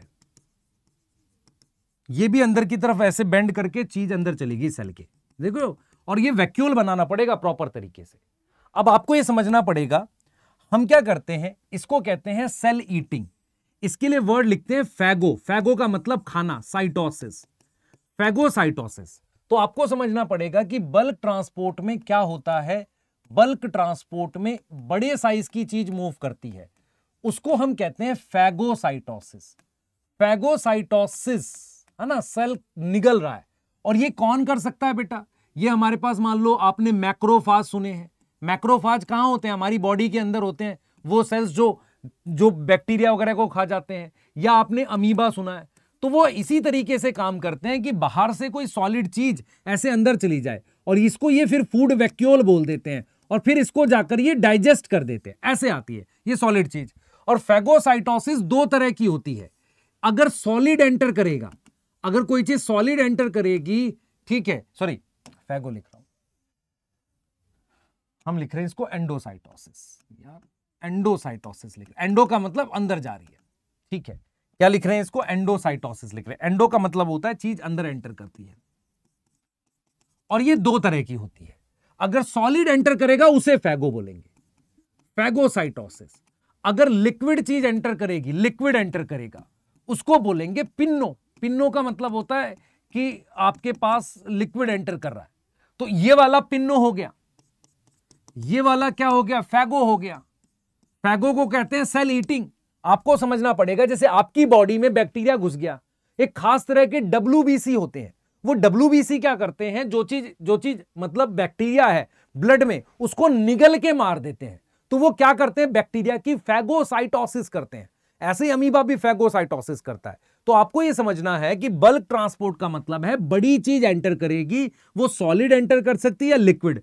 फैगो और पिन्नो एंटर कर रही है, इसलिए एंडोसाइटोसिस कहते हैं। अच्छा, कुछ वेस्ट जो होता है सेल का ऐसे, उसको बाहर भी फेंक सकते हैं। ऐसे क्या कर सकते हैं, ऐसे बाहर फेंक सकते हैं। तो जब हमें उसे बाहर फेंकना है तो वो इस तरीके से थ्रो होता है, इस तरीके से थ्रो होता है ऐसे। तो इसे हम क्या बोलते हैं, एक्सोसाइटोसिस। अगर कुछ वेस्ट मटेरियल ऐसे थ्रो किया तो उसे हम बोलेंगे एक्सो। एक्सो का मतलब बाहर। तो अगर लार्ज अमाउंट में चीज का ट्रांसपोर्ट करना है तो उसको हम क्या बोलेंगे, सोचो जरा। लार्ज अमाउंट को कहेंगे बल्क ट्रांसपोर्ट। अंदर जाएगा तो एंडो, बाहर जाएगा तो एक्सो। एंडो में सॉलिड एंटर करेगा फैगो, लिक्विड एंटर करेगा पिन्नो। एक बच्चा पूछेगा सर एक्सो में, ये लगभग लिक्विड जैसा ही होता है, ठीक है, इसमें फिर हम फैगो और पिन्नो वर्ड यूज नहीं करते। क्लियर है, तो आपको ये समझ में आ गया। तो बल्क ट्रांसपोर्ट का मतलब है ये मेम्ब्रेन जो है ये एंडो और एक्सोसाइटोसिस कराती है।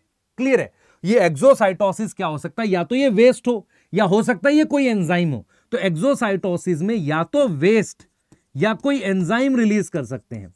अगर एंजाइम रिलीज कर रहे हैं तो उसे बोलेंगे सिक्रीशन, और अगर आप वेस्ट रिलीज कर रहे हो तो उसको कहेंगे सेल एक्सक्रीशन कर रहा है। क्लियर है कि नहीं, सोच लो, ठीक है ना। तो ये चीज हमारे दिमाग में बैठ रही है, ठीक है। अब अगर मुझे कोई चीज स्पेसिफिक ट्रांसपोर्ट करनी है, स्पेसिफिक का क्या मतलब होता है, सुन लो ध्यान से। जैसे मान लो हमारे पास, मान लो मुझे लिपिड मूव करना है, एक तो ये हो सकता है। उसके बाद मेरे पास पानी हो सकता है, या मेरे पास गैस हो सकती है, या मेरे पास सोडियम, ग्लूकोज, पोटेशियम, फ्रक्टोज, इनको हम कहते हैं पोलर मॉलिक्यूल। पोलर मतलब ये पानी में घुलते हैं। जो लिपिड होता है वो नॉन पोलर होता है। क्या होता है, नॉन पोलर होता है, ठीक है। तो मैं इन सबका ट्रांसपोर्ट देखूंगा, स्पेसिफिक बता रहा हूं, ध्यान से सुनेंगे। देखो हमेशा याद रखना, मान लो ये चीज लिपिड है, ये चीज लिपिड है, ध्यान देना, ये चीज लिपिड है। तो लिपिड जो है ये ऐसे का ऐसा आर पार अंदर आ सकता है, ठीक है। तो लिपिड जो होता है, क्योंकि सिंस इट इज न्यूट्रल और नॉन पोलर, ये मेम्ब्रेन को ऐसे ही क्रॉस कर सकता है, कैन क्रॉस मेम्ब्रेन। ये मेम्ब्रेन को ऐसे का ऐसा क्रॉस कर सकता है, ये बात ध्यान रखना, क्योंकि लिपिड लिपिड में घुल जाता है आसानी से। अब हम बात करते हैं पानी की। भाई पानी जो है, अगर पानी अंदर मूव करता है मेम्ब्रेन के, उसके लिए वर्ड यूज करते हैं ऑस्मोसिस। तो पानी मूव करेगा, कैन क्रॉस मेम्ब्रेन, वो क्रॉस कर सकता है मेम्ब्रेन पर, उसको फोर्स करना पड़ता है। मतलब कैसे फोर्स करेंगे, सुनना ध्यान से, देखो इधर समझना। मान लो यहां ज्यादा सोल्यूट है, यहां कम सोल्यूट है। ज्यादा सोल्यूट पानी को अपनी तरफ बुलाएगा। अगर सोल्यूट पानी को अपनी तरफ बुला रहा है तो उसे हम क्या कह रहे हैं, ऑस्मोसिस। तो इसका मतलब यह हुआ कि जो पानी की मूवमेंट है, ध्यान सुनेंगे, पानी की मूवमेंट मेम्ब्रेन के आर पार, उसको क्या नाम देते हैं, कॉल्ड ऑस्मोसिस। वो अपने आप नहीं होती, वो अपने आप नहीं होती, उसके लिए सोल्यूट की जरूरत पड़ती है। उसके लिए किसकी जरूरत पड़ती है, नीड सोल्यूट, क्योंकि सोल्यूट पानी को अपनी तरफ बुलाता है। अब मेरी बात सुनो, जो पोलर मॉलिक्यूल्स हैं, इनके लिए नीड चैनल्स। इनके लिए किसकी जरूरत पड़ती है, चैनल्स की या कैरियर की। जरा समझना, अब जरा समझने की कोशिश करना, ठीक है। तो हमने क्या किया, दूसरा गैस भी बेटा ऐसा का ऐसा अंदर आ सकता है। अंदर और बाहर गैसेस आसानी से मूव कर सकती हैं। तो इसका मतलब यह हुआ, पानी मेम्ब्रेन के आर पार आ सकता है, पर पानी को कोई सोल्यूट बुलाएगा, इसलिए हम क्या वर्ड यूज करेंगे, ऑस्मोसिस। ठीक है, क्लियर है। सर पानी मेम्ब्रेन के आर पार जा सकता है, यस, बिना कहे नहीं जाएगा, सोल्यूट को उसे बुलाना पड़ेगा। उस movement of water is known है, सोल्यूट की नहीं, पानी की, ऑस्मोसिस। दूसरा, गैस मूव कर सकती है, उसे डिफ्यूजन कहते हैं। क्या कोई लिपिड मतलब कोई फैट मेम्ब्रेन के आर पार जा सकता है, आसानी से जा सकता है, क्योंकि लाइक डिसॉल्व लाइक ना, अपनी जैसी चीज में घुल जाता है। लेकिन जिन चीजों पे चार्ज होता है और जो चीजें पानी में घुलती हैं, वो अपने आप नहीं जाती, उन्हें कैरियर की जरूरत होती है। और ये कैरियर क्या होती हैं, मेम्ब्रेन पर प्रोटीन होती हैं। ऐसे इस मेम्ब्रेन पर कुछ प्रोटीन्स होती हैं जिन्हें हम चैनल्स कह सकते हैं, जिन्हें हम क्या बोलते हैं, चैनल्स। तो ये हमने क्या बना दिए, चैनल बना दिया। तो ये जो चैनल होते हैं ना बेटा, इनके आर पार हमारे पास कोई चीज मूव कर सकती है। जैसे फॉर एग्जांपल, ये यहां ग्लूकोज है, ठीक है, ये यहां सोडियम है। तो आपको समझना पड़ेगा, यहां भी सोडियम है, यहां भी ग्लूकोज है। तो आपको समझना पड़ेगा कि मेरे पास ये चैनल है, दिस इज चैनल। तो आपको समझना पड़ेगा कि ये यहां से ऐसे आ सकता है, ये जो है इस चैनल से होते हुए अंदर आ सकता है। ये प्रोटीन का चैनल है, और यहां ग्लूकोज की हाई कंसंट्रेशन है। यहां ग्लूकोज की क्या है बेटा, यहां ग्लूकोज की हाई कंसंट्रेशन है। और ये मान लो सोडियम है, तो सोडियम की भी हाई कंसंट्रेशन है। तो ये हाई कंसंट्रेशन से लो की तरफ मूव करता है। तो आपको समझना पड़ेगा कि हमारे पास जो चैनल्स होते हैं, चैनल्स जो होते हैं वो कहां प्रेजेंट है, प्रेजेंट ऑन मेम्ब्रेन। किस पे प्रेजेंट है, मेम्ब्रेन पर प्रेजेंट है। अच्छा, उससे कौन से मॉलिक्यूल मूव करते हैं, पोलर मॉलिक्यूल मूव कर रहे हैं, पोलर मॉलिक्यूल मूव करेंगे। और वो कहां से मूव कर रहे हैं, हाई कंसंट्रेशन, जहां ज्यादा है, हाई कंसंट्रेशन से कैसे मूव कर रहे हैं, high concentration to low concentration move कर रहे हैं। जब कोई चीज हाई से लो की तरफ मूव करती है तो उसको एनर्जी की जरूरत नहीं होती, नॉट नीड एनर्जी। ऐसे ट्रांसपोर्ट को हम क्या बोलते हैं, पैसिव ट्रांसपोर्ट। एनर्जी नहीं चाहिए तो पैसिव ट्रांसपोर्ट कहते हैं। क्लियर है, इसको हम क्या बोलते हैं बेटा, पैसिव ट्रांसपोर्ट बोलते हैं। क्या ये चीज समझ में आ रही है, जल्दी बोलो बेटा। इसको हम क्या बोल रहे हैं, पैसिव ट्रांसपोर्ट बोलते हैं। क्लियर है, जल्दी बोलो। क्लियर है, पैसिव ट्रांसपोर्ट बोलते हैं। अब क्या होता है बेटा, कुछ एक और प्रोटीन होती है ना, जिनसे हम लो कंसंट्रेशन से हाई की तरफ मूव करते हैं। जरा समझने की कोशिश करना। मेरे पास ये और प्रोटीन मैंने लगा दी, इन प्रोटीन के इसको हम कहते हैं पंप। ये एटीपी खर्च करते हैं, ठीक है। क्या खर्च करते हैं, एटीपी। मान लो ये यहां पर सोडियम कम है, यहां पर मान लेते हैं सोडियम ज्यादा है। तो ये क्या कर रहे हैं, एक तरीके से मान लो सोडियम को लो कंसंट्रेशन से हाई की तरफ भेज रहे हैं। आप समझो मेरी बात, मैं क्या कह रहा हूं, हाई कंसंट्रेशन की तरफ लो से भेज रहे हैं। तो आपको समझना पड़ेगा कि देखो मेम्ब्रेन में कैसे कैसे चीज मूव करती है। लिपिड खुद लिपिड में, इस लिपिड से आर पार आसानी से चला जाएगा। पानी की मूवमेंट को ऑस्मोसिस कहते हैं। गैसेस इजीली मूव कर सकती हैं। अब आती है पोलर चीजें। पोलर मतलब ग्लूकोज या सोडियम, ऐसी चीजें अगर ये हाई से लो की तरफ जा रही हैं, इसे कहते हैं पैसिव ट्रांसपोर्ट, वो चैनल से होता है। और फिर हमारे पास और प्रोटीन होती है, उन्हें पंप कहते हैं। पंप से कैसे होगा? Against concentration gradient. मतलब क्या हुआ? लो कंसंट्रेशन से हाई की तरफ, low concentration to high concentration की तरफ चीजें मूव करेंगी। तो उसे हमने क्या बोल दिया? उसे हमने क्या बोल दिया बेटा? पंप बोल दिया। तो अगर लो से हाई की तरफ जाएगा उसे पंप बोलेंगे। और उसके लिए क्या चाहिए? एनर्जी रिक्वायर है। उसके लिए क्या चाहिए? एनर्जी रिक्वायर है कि नहीं? बताओ। सही है।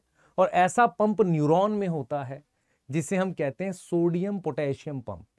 वो क्या करता है? सोडियम और पोटेशियम दोनों को, जैसे मान लो सोडियम को बाहर ले जा रहा है, पोटेशियम को अंदर ला रहा है। आपको समझ में आ रहा है? तो वो कैसे कर रहा है? मान लो सोडियम अंदर कम है, बाहर ज्यादा है, तब भी बाहर ले जा रहा है। तो अगेंस्ट ले जा रहा है ना, लो से हाई की तरफ ले जा रहा है। ऐसे को कहते हैं हम पंप। तो इसका मतलब क्या हो गया? मेम्ब्रेन पर प्रोटीन या तो चैनल की फॉर्म में हो सकती है या पंप की फॉर्म में हो सकती है। चैनल हाई से लो की तरफ मूव करेगा, पंप लो कंसंट्रेशन से हाई की तरफ मूव करेगा। पंप एक्टिव होता है, एटीपी खर्च होगी। चैनल में एटीपी खर्च नहीं होती। क्या यहां तक ठीक है? सर एक बार समराइज कर दो। कर देते हैं, बिल्कुल कर देते हैं। समराइज कर देते हैं इसको आपके लिए। देखें ध्यान से, ध्यान से देखें आप लोग। जैसे फॉर एग्जांपल मैं क्या कर रहा हूं, मेम्ब्रेन सीधे बना देता हूं। ये मेम्ब्रेन है, ठीक है। अगर मेम्ब्रेन पर कोई बड़ी चीज अंदर आ रही है ऐसे, या कोई चीज बाहर जा रही है, तो आप देख सकते हो, इसको अंदर ला रहे हैं, इसको अंदर ला रहे हैं, इसको कहेंगे एंडोसाइटोसिस मेम्ब्रेन से। और इसको अगर बाहर ले जा रहे हैं तो इसको क्या बोलेंगे? एक्सोसाइटोसिस। ये कौन सा ट्रांसपोर्ट हो गया? ये बल्क ट्रांसपोर्ट हो गया। क्या इस बात में कोई डाउट है? नहीं सर, ये ठीक लग रहा है। ठीक है, हाँ ठीक। अब आ जाओ, मेम्ब्रेन से अगर ये चीज लिपिड है, ये खुद एक लिपिड है। लिपिड समझ में आता है बेटा? फैट जो पानी में नहीं घुलता है, ये लिपिड है। एनसीईआरटी कहती है न्यूट्रल मॉलिक्यूल, क्योंकि मेम्ब्रेन खुद लिपिड की बनी हुई है।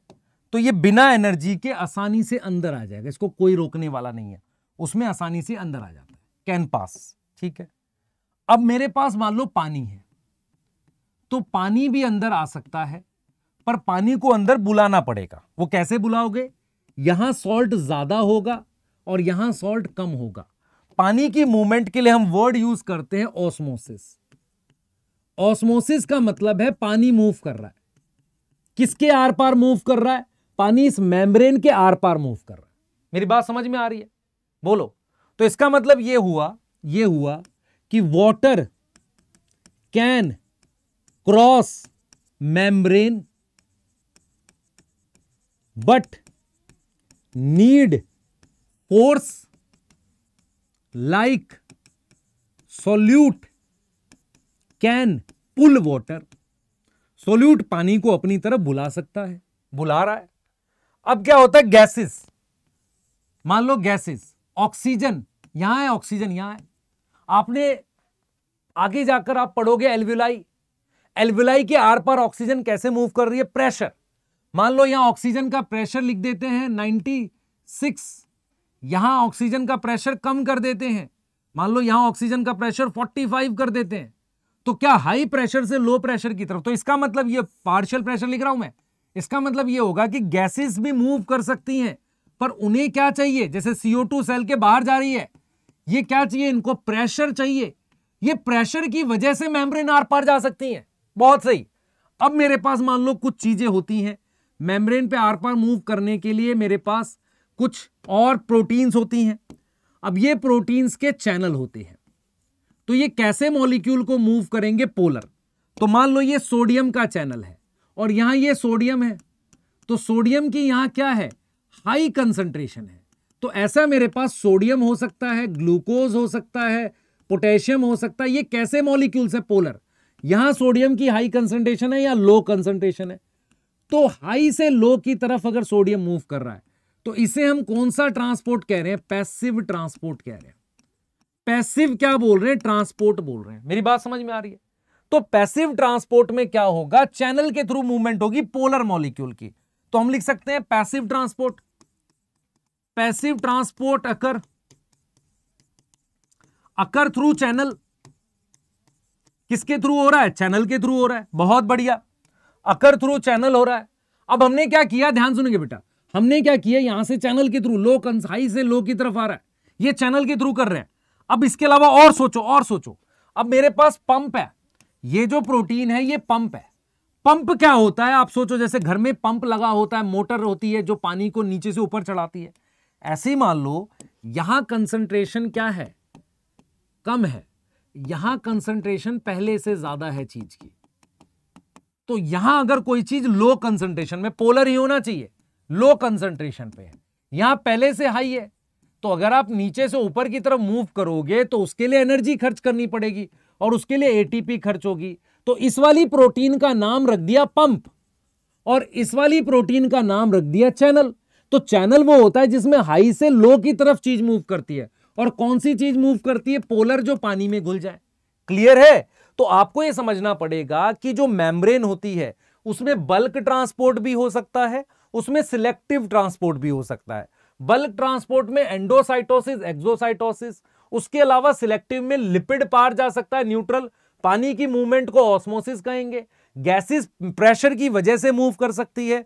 पोलर चीजें जो पानी में घुलती हैं उनके लिए चैनल या पंप प्रेजेंट होते हैं। अब एक वर्ड आप बार बार सुनते हो, सिलेक्टिव परमिएबल। मेरी बात सुनिए ध्यान से बेटा।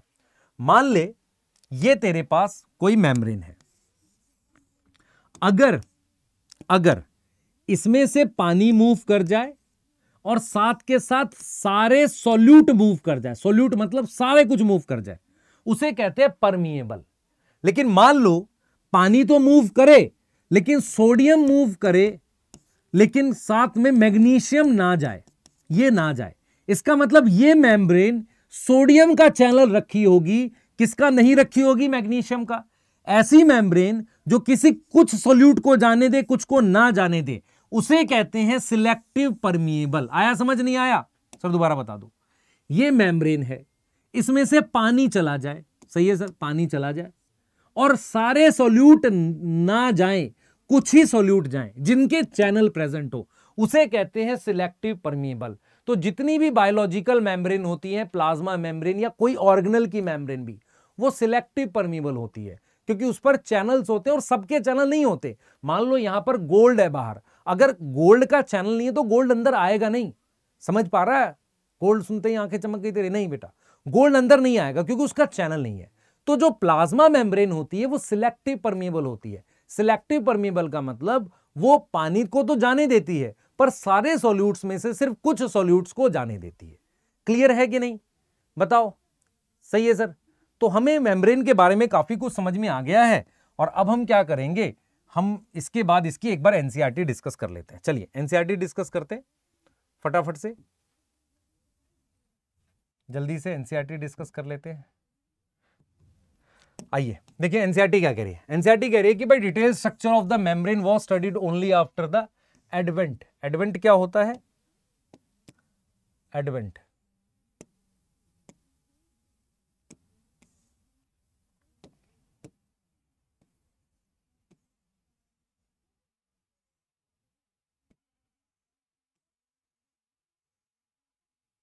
हाँ सही है, only advent of electron microscope जो 1950 में आया था। मीनवाइल केमिकल स्ट्रक्चर हमने आरबीसी में पढ़ा था, ठीक है, और प्लाज्मा मेम्ब्रेन के स्ट्रक्चर के बारे में कुछ जानकारी ली थी, ठीक है। Mainly composed of lipid and protein, दो चीजों का बना हुआ है, ठीक है। और मेजर लिपिड कौन सा है? फॉस्फोलिपिड, उसमें भी लेसिथिन, ठीक है। Lipids are arrange within the membrane with the head. Head कहां है? बाहर की तरफ, और टेल कहां है? अंदर की तरफ बताया था। इससे क्या होगा? नॉन पोलर टेल जो किसकी बनी है? सैचुरेटेड हाइड्रोकार्बन, मतलब किसकी? हाइड्रोकार्बन की जो टेल है वो किससे प्रिवेंट हो जाएगी? एक्वस एनवायरनमेंट से। ही बताया था ना कि भाई उसे पानी से बचाना है तो दोनों तरफ लिपिड लगा दो, बोलो ये बताया था। इसके अलावा एक और लिपिड होता है जिसे कोलेस्ट्रॉल कहते हैं। अब आगे हम बात करेंगे, इसके आगे बात करेंगे। मैंने 2 लिपिड लिखवाए ना आपको बेटा,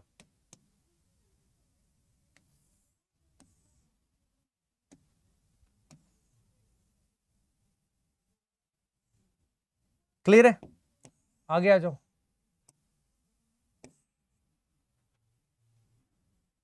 हाँ, ये हमने कहा कोलेस्ट्रॉल प्रेजेंट है। उसके बाद देखो, उसके बाद बायोकेमिकल इन्वेस्टिगेशन बताती है कि मेम्ब्रेन में कुछ प्रोटीन और कार्बोहाइड्रेट भी है हमारे पास। ठीक है, कार्बोहाइड्रेट मैंने बताए थे। Ratio of protein and lipid varies considerably. मैंने कहा ना, सेल में जरूरत के हिसाब से प्रोटीन चेंज होती है। इन ह्यूमन बीइंग आरबीसी के अंदर 52% प्रोटीन है, 40% लिपिड है, और क्या है, बाकी अदर्स है। Depending on the ease of extraction, कितनी आसानी से प्रोटीन निकल जाती है। 2 तरह की है, एक है मेरे पास इंटीग्रल और दूसरी है peripheral. Peripheral protein lie on the surface of membrane, बाकी इंटीग्रल जो है पार्शली, मैंने कहा था ना पार्शली या टोटली, कुछ थोड़ा अंदर तक और नहीं तो पूरा ऐसे अंदर तक उसमें बरीड होती है, किसमें? लिपिड में। ठीक है, उसके बाद हम बात कर लेते हैं बेटा, उसके बाद हम बात कर लेते हैं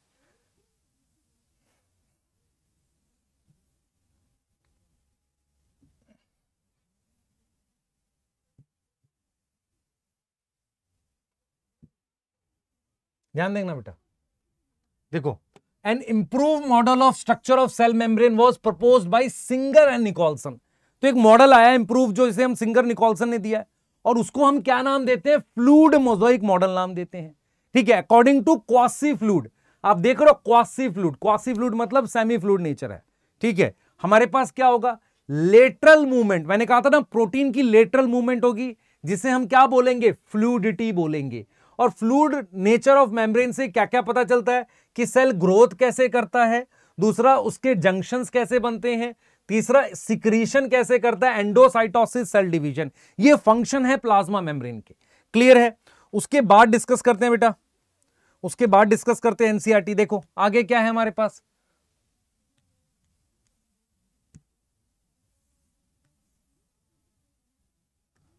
उसके बाद देखो बेटा,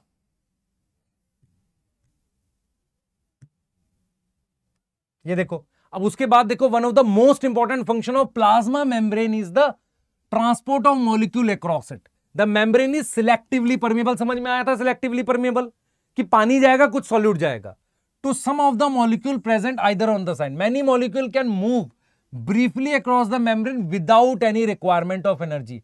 उसको हम पैसिव ट्रांसपोर्ट कहते हैं। भाई जो चैनल से चला गया उसे पैसिव कह रहे हैं। न्यूट्रल सॉल्यूट जैसे कि लिपिड में move across the membrane by simple diffusion. उन्हें कोई रोक नहीं रहा है, वो आर पार सिंपल डिफ्यूजन से चले जाएंगे।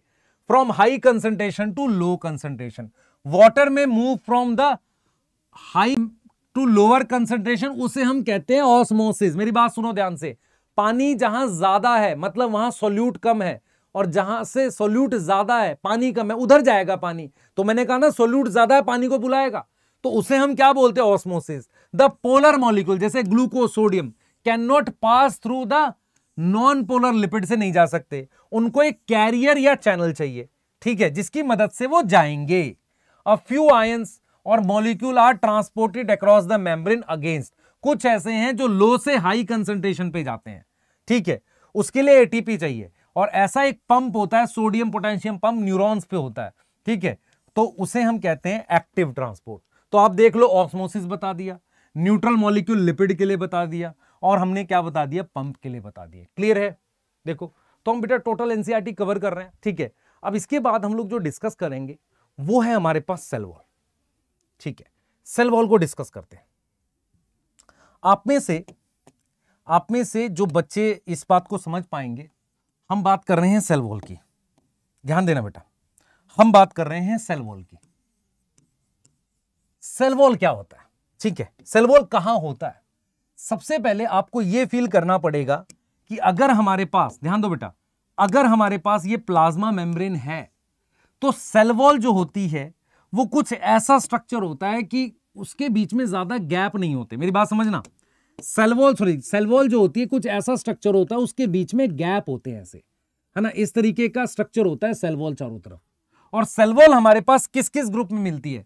आप अगर 5 किंगडम की बात करो, 5 किंगडम है हमारे पास। 5 किंगडम कौन कौन सी है बताओ?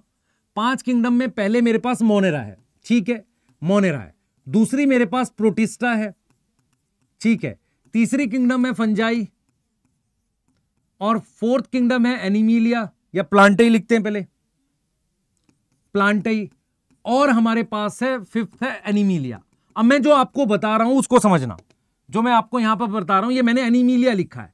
मैं आपको ये समझाने की कोशिश कर रहा हूं कि ये जो मोनेरा है ये ऑलरेडी हम अलग से पढ़ चुके हैं। तो एनसीईआरटी ने लिखा है कि cell wall present in fungi and plant kingdom. कुछ प्रोटिस्टा में भी होता है, सब में नहीं, कुछ में होता है, सही है। तो एनसीईआरटी ने मेन इन दोनों की बात की है। इसके भी कुछ एग्जांपल्स हैं जिनमें प्रेजेंट होता है, क्लियर है। दूसरी बात आपको यह ध्यान रखनी है बेटा कि ये जो सेल वॉल है, सेल के अंदर से कुछ केमिकल डिपॉजिट होने से बनती है, इसीलिए हम सेल वॉल को डेड स्ट्रक्चर मानते हैं। मैं फिर रिपीट कर रहा हूं, मान लो आपके स्किन में जो सेल्स है उन्होंने कोई केमिकल बाहर यहां डिपॉजिट कर दिया, तो वो केमिकल एक डेड स्ट्रक्चर होगा। आपको समझ में आ रहा है क्या होगा? एक डेड स्ट्रक्चर होगा। इसीलिए हम ये मानते हैं कि सेल वॉल लिविंग नहीं है।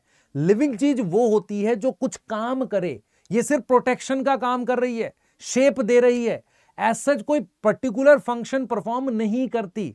स्टार्टिंग में थोड़ा बहुत ग्रो करती है लेकिन एज सच नहीं करती। तो हम ये मानते हैं कि सेल वॉल जो होती है वो एक डेड स्ट्रक्चर है, डेड पार्ट मानते हैं सेल का।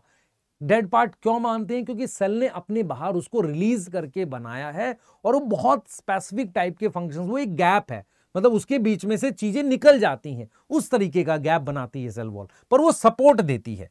तो चलिए स्टार्ट करते हैं सेल वॉल को। Why it is considered as dead? देखो, दिस इज सेल मेम्ब्रेन, कुछ कुछ बात करते हैं। This is cell membrane, now this is cell wall. बहुत ध्यान से देखो, why it is considered as dead. इसको डेड क्यों कंसिडर्ड किया जाता है? Reason, because it is form या produce by secretion from cell. अगर आप बायोमोलिक्यूल की एनसीईआरटी पढ़ोगे तो सेलुलोज को सेकेंडरी मेटाबोलाइट में लिखा हुआ है। सेकेंडरी मेटाबोलाइट सेल का एक तरीके का वेस्ट प्रोडक्ट होता है, तो आपको पता चलेगा ये चीज। दूसरा, ये किस में प्रेजेंट होती है? Present in fungi cell.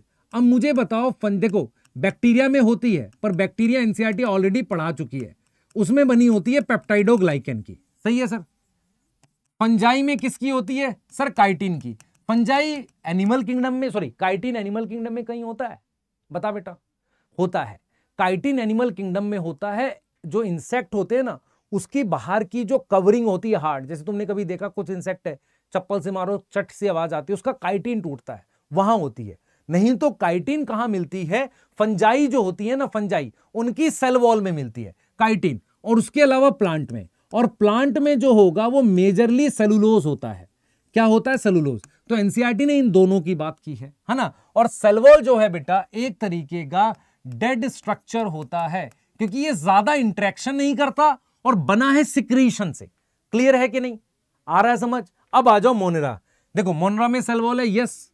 Protista में, कुछ में, तो फंजाई प्लांटेई में यस सेल वॉल है। और प्लांटेई में कौन कौन आता है बेटा? एल्गी आती है, ब्रायोफाइट आते हैं, सही है। और कौन आता है? टेरिडोफाइट आते हैं। और कौन आता है प्लांट किंगडम में? जिम्नोस्पर्म आते हैं। और कौन आता है? एंजियोस्पर्म आते हैं। अब मैं आपसे एक लॉजिक पूछता हूं, एनसीईआरटी ने क्या किया है कि इस चैप्टर में सेल वॉल का टॉपिक जो पढ़ा है उसने बोल दिया कि चलो फंजाई की काइटिन की हो गई, पर उसने दो ही चीजों की सेल वॉल बताई है। एक उसने सेल वॉल बताई है किसकी? ध्यान सुनेंगे, उसने दो ही चीजों की सेल वॉल बताई है। एक उसने सेल वॉल बताई है किसकी? एल्गी की।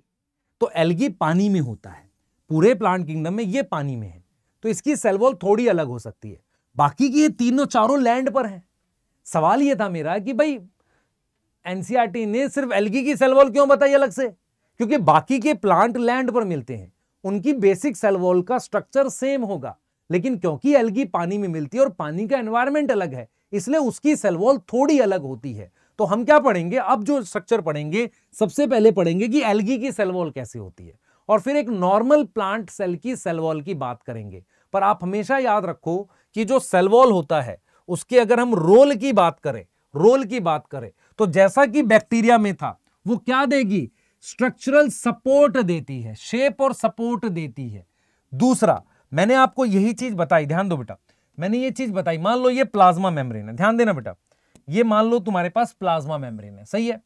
अब देखो, ये तुम्हारे पास सेल वॉल है, ये सेल वॉल है। मैंने कहा था कि सेल वॉल में ऐसे गैप होते हैं।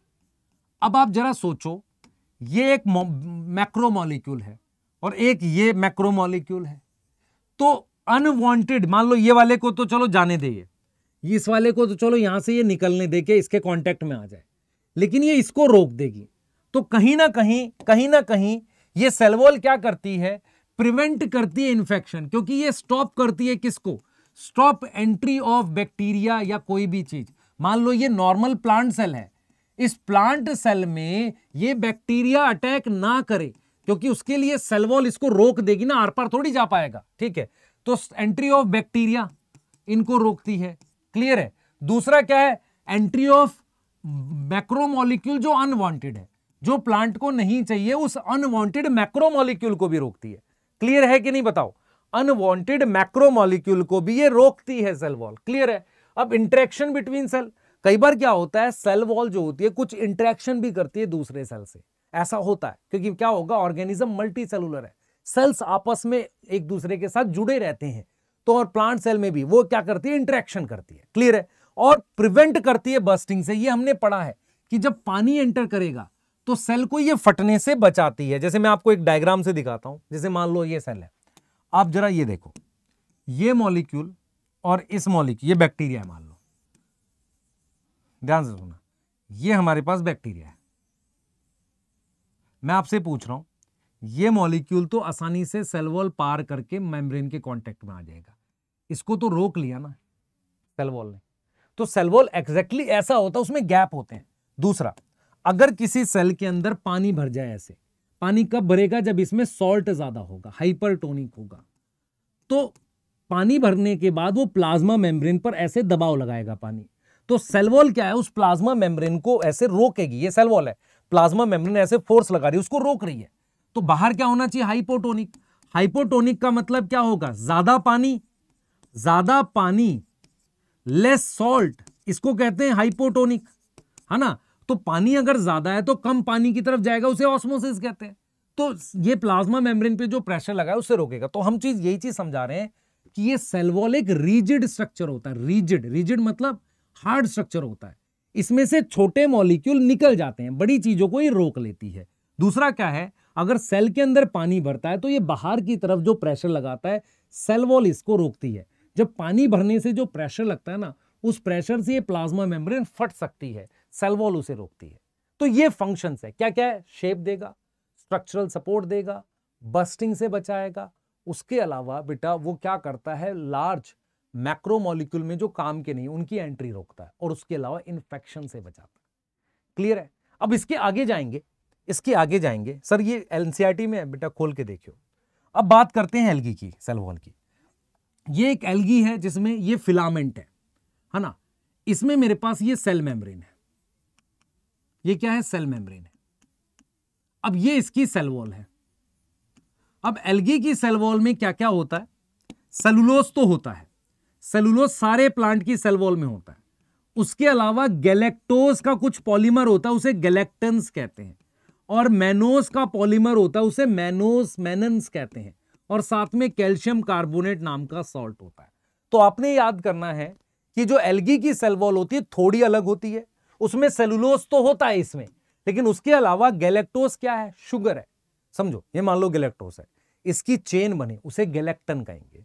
ये मान लो मैनोज है, उसकी चेन बने मैनोज कहेंगे, और उसके साथ कैल्शियम कार्बोनेट। तो एल्गी जो होती है बेटा वो कहां प्रेजेंट होती है, प्रेजेंट इन वाटर, है ना, इसीलिए उसकी सेल वॉल थोड़ी डिफरेंट होती है। तो cell wall show some differences किससे, फ्रॉम नॉर्मल प्लांट सेल से थोड़ा डिफरेंसेस वो शो करते हैं।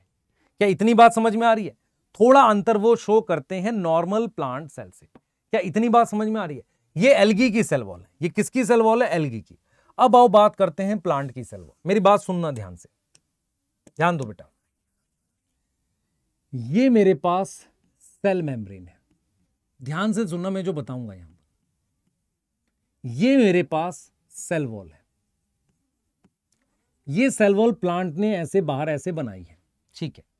अब आपको समझना पड़ेगा हमारे पास क्या होता है, जो प्लांट के सेल्स होते हैं, प्लांट के सेल्स होते हैं वो मेरे पास कितने टाइप के होते हैं, 4 टाइप के होते हैं। 4 टाइप के प्लांट सेल होते हैं। ए होता है मेरे पास मेरिस्टेमेटिक सेल, डिवाइडिंग सेल। दूसरा मेरे पास होता है पैरेन्काइमा सेल्स। क्या होते हैं? Parenchyma sales. इन सेल्स को हम क्या बोलते हैं? यंग सेल्स कहते हैं, ठीक है।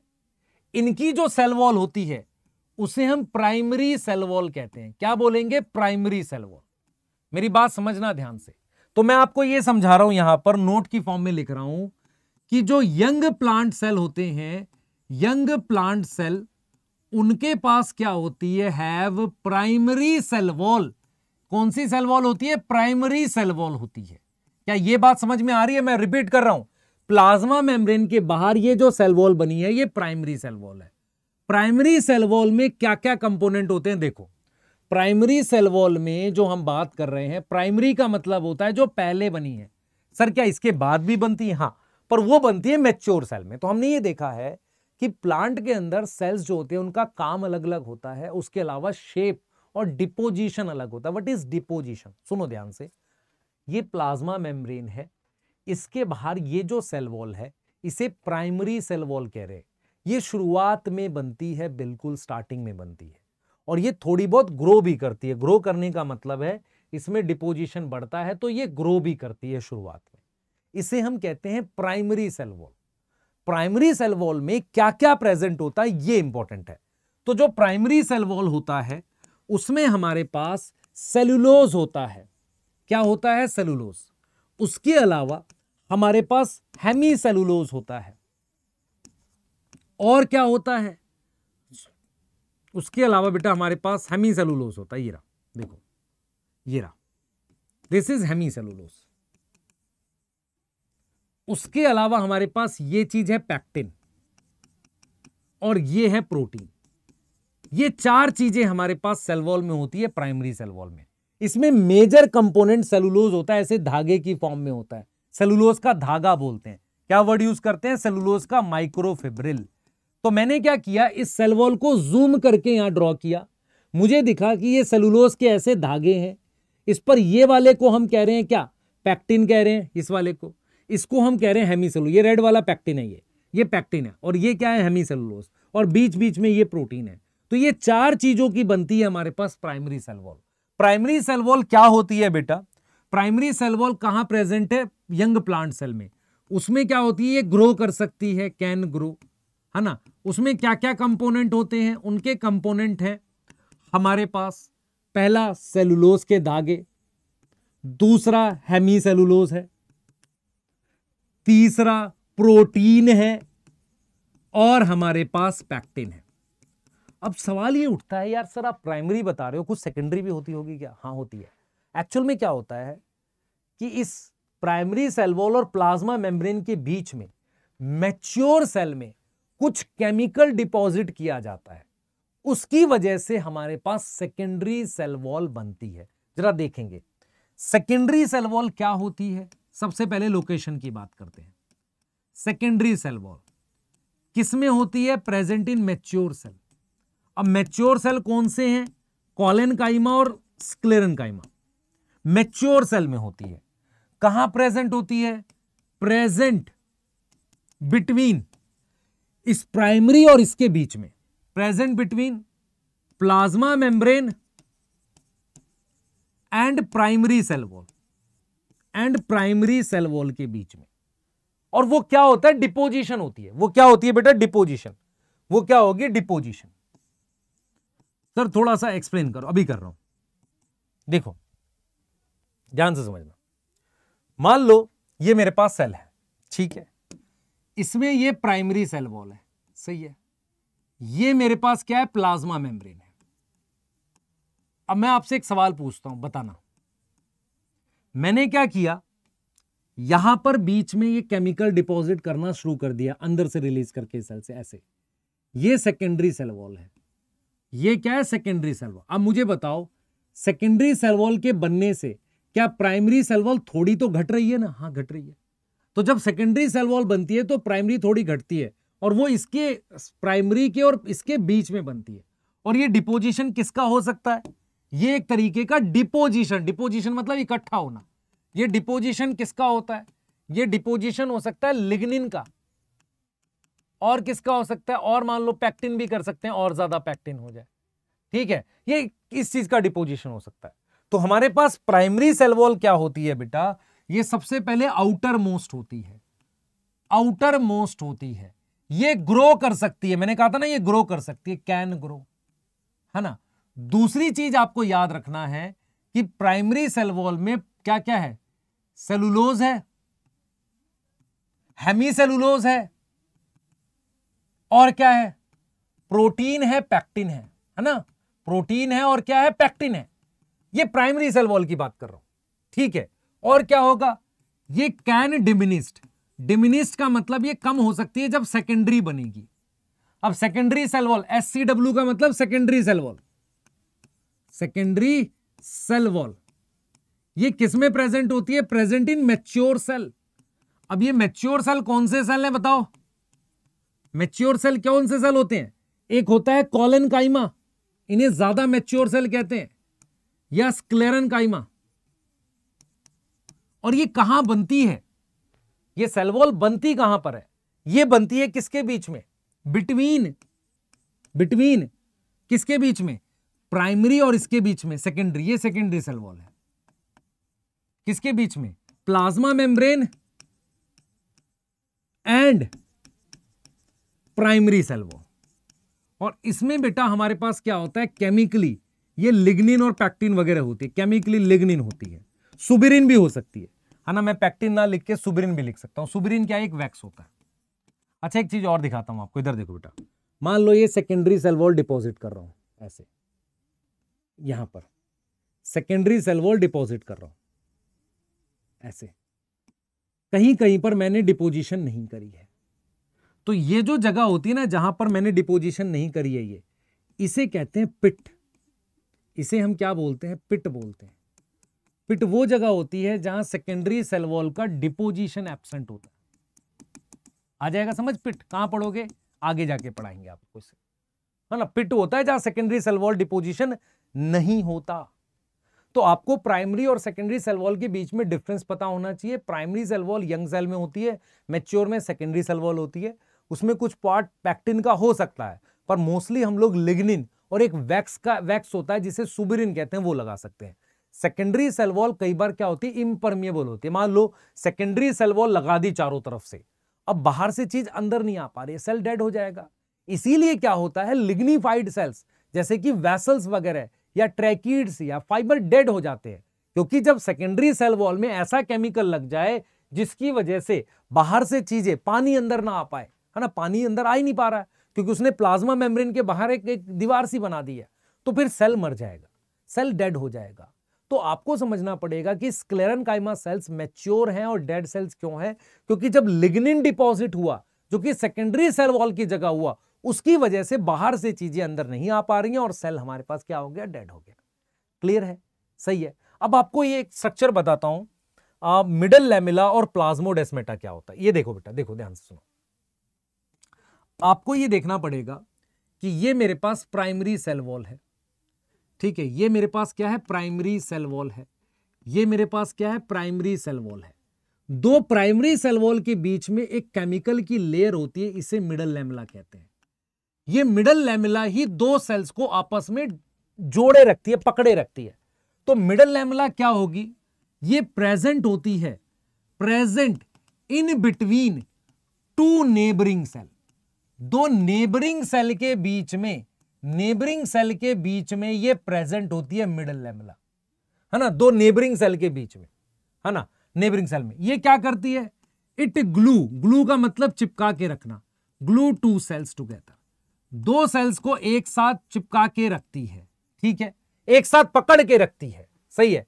और एक इंपॉर्टेंट चीज है, ये किसकी बनी होती है? It is made up of calcium pectate. It is made up of calcium pectate. ये किसकी बनी है? कैल्शियम पैक्टेट की बनी हुई है। कैल्शियम है और उसके साथ जो है पैक्टेट, ये कैल्शियम पैक्टेट की बनी हुई है। अब क्या होता है बेटा, सुनो ध्यान से, ये इसका साइटोप्लाज्म है और ये इसका साइटोप्लाज्म है। यहां पर ना मिडल लैमेला है ना सेल वॉल, कुछ नहीं है। ये आपस में एक दूसरे से कनेक्ट हो सकते हैं। इस कनेक्शन को, जहां पर ये मिडल लैमेला एब्सेंट है, इसे कहते हैं प्लाज्मोडेस्मेटा। तो प्लाज्मोडेस्मेटा क्या होता है? एट सम पॉइंट हमारे पास क्या है? साइटोप्लाज्मिक कनेक्शन बनते हैं। साइटोप्लाज्मिक क्या बनते हैं? कनेक्शन। जहां पर हमने लिखा है मिडल लैमेला नहीं है, मिडल लैमेला एब्सेंट है। एक बच्चा कहेगा सर सेल वॉल भी एब्सेंट है। उसको एब्सेंट करने की जरूरत नहीं है, क्योंकि उसमें से पानी आर पार चला जाता है। तो इस तरह के जो कनेक्शन बनते हैं ना, उसको हम क्या बोलते हैं? साइटोप्लाज्मिक कनेक्शन या प्लाज्मोडेस्मेटा। प्लांट में दो प्लांट आपस में जुड़े रह सकते हैं, उनके साइटोप्लाज्म आपस में कनेक्ट रह सकते हैं। क्लियर है? ये चीज समझ में आ रही है? बोलो जल्दी से। सही है। तो हमारे पास बेटा सेल वॉल जो है, उसके बारे में जो भी डिटेल आपने पढ़नी है वो मैंने लगभग पढ़ा दी आपको। आप देख लो, नॉन लिविंग स्ट्रक्चर है, रिजिड है ना, उसको सेल वॉल मैंने कहा ना नॉन लिविंग। प्लाज्मा मेम्ब्रेन को कवर करती है फंजाई और प्लांट में। सेल वॉल क्या देती है? शेप देती है सेल को, अनप्रोटेक्ट करती है सेल फ्रॉम मैकेनिकल डैमेज और इंफेक्शन से बचाती है। ठीक है। It also help to cell interaction and provide carrier. देख लो, सेल से इंटरेक्ट करेंगे और अनवांटेड मैक्रोमोलिक्यूल, बताया था ना, अंदर नहीं जाने देगी। एल्गी की सेल वॉल किसकी बनी हुई है? सेलुलोज, गैलेक्टन, मैनन और कैल्शियम कार्बोनेट। और प्लांट की सेलुलोज, हेमीसेलुलोज, पैक्टिन और प्रोटीन। ठीक है। यंग प्लांट में मेरे पास प्राइमरी वॉल होती है जो ग्रो कर सकती है। जब मैच्योर होगा सेल तो सेकेंडरी वॉल बनती है दोनों के बीच में। किसके बीच में? प्राइमरी के बीच में बनती है और मेम्ब्रेन के बीच में। ठीक है। मिडल लैमेला क्या है? लेयर जो कैल्शियम पैक्टेट की बनी है, जो दो नेबरिंग सेल को होल्ड करती है। देख रहे हो, लिखा हुआ है। ठीक है। सेल वॉल और मिडल लैमेला में भी ट्रैवर्स का मतलब होता है आर पार। उसके आर पार एक कनेक्शन बनता है, उसे प्लाज्मोडेस्मेटा कहते हैं। प्लाज्मोडेस्मेटा क्या है? एक कनेक्शन है। किसके बीच में कनेक्शन है? ये देख लो, सेल वॉल और इसको ट्रावर्स आर पार किया हुआ है। ठीक है, क्लियर है? उसको हम क्या बोल रहे हैं? Plasmodesmata connection neighbouring cell. ठीक है। तो आज के लेक्चर में बेटा हमें इतना ही करना चाहिए। मैं आपको कुछ होमवर्क दे रहा हूं, आप मुझे बताना कि आपको ये क्वेश्चंस आए कि नहीं।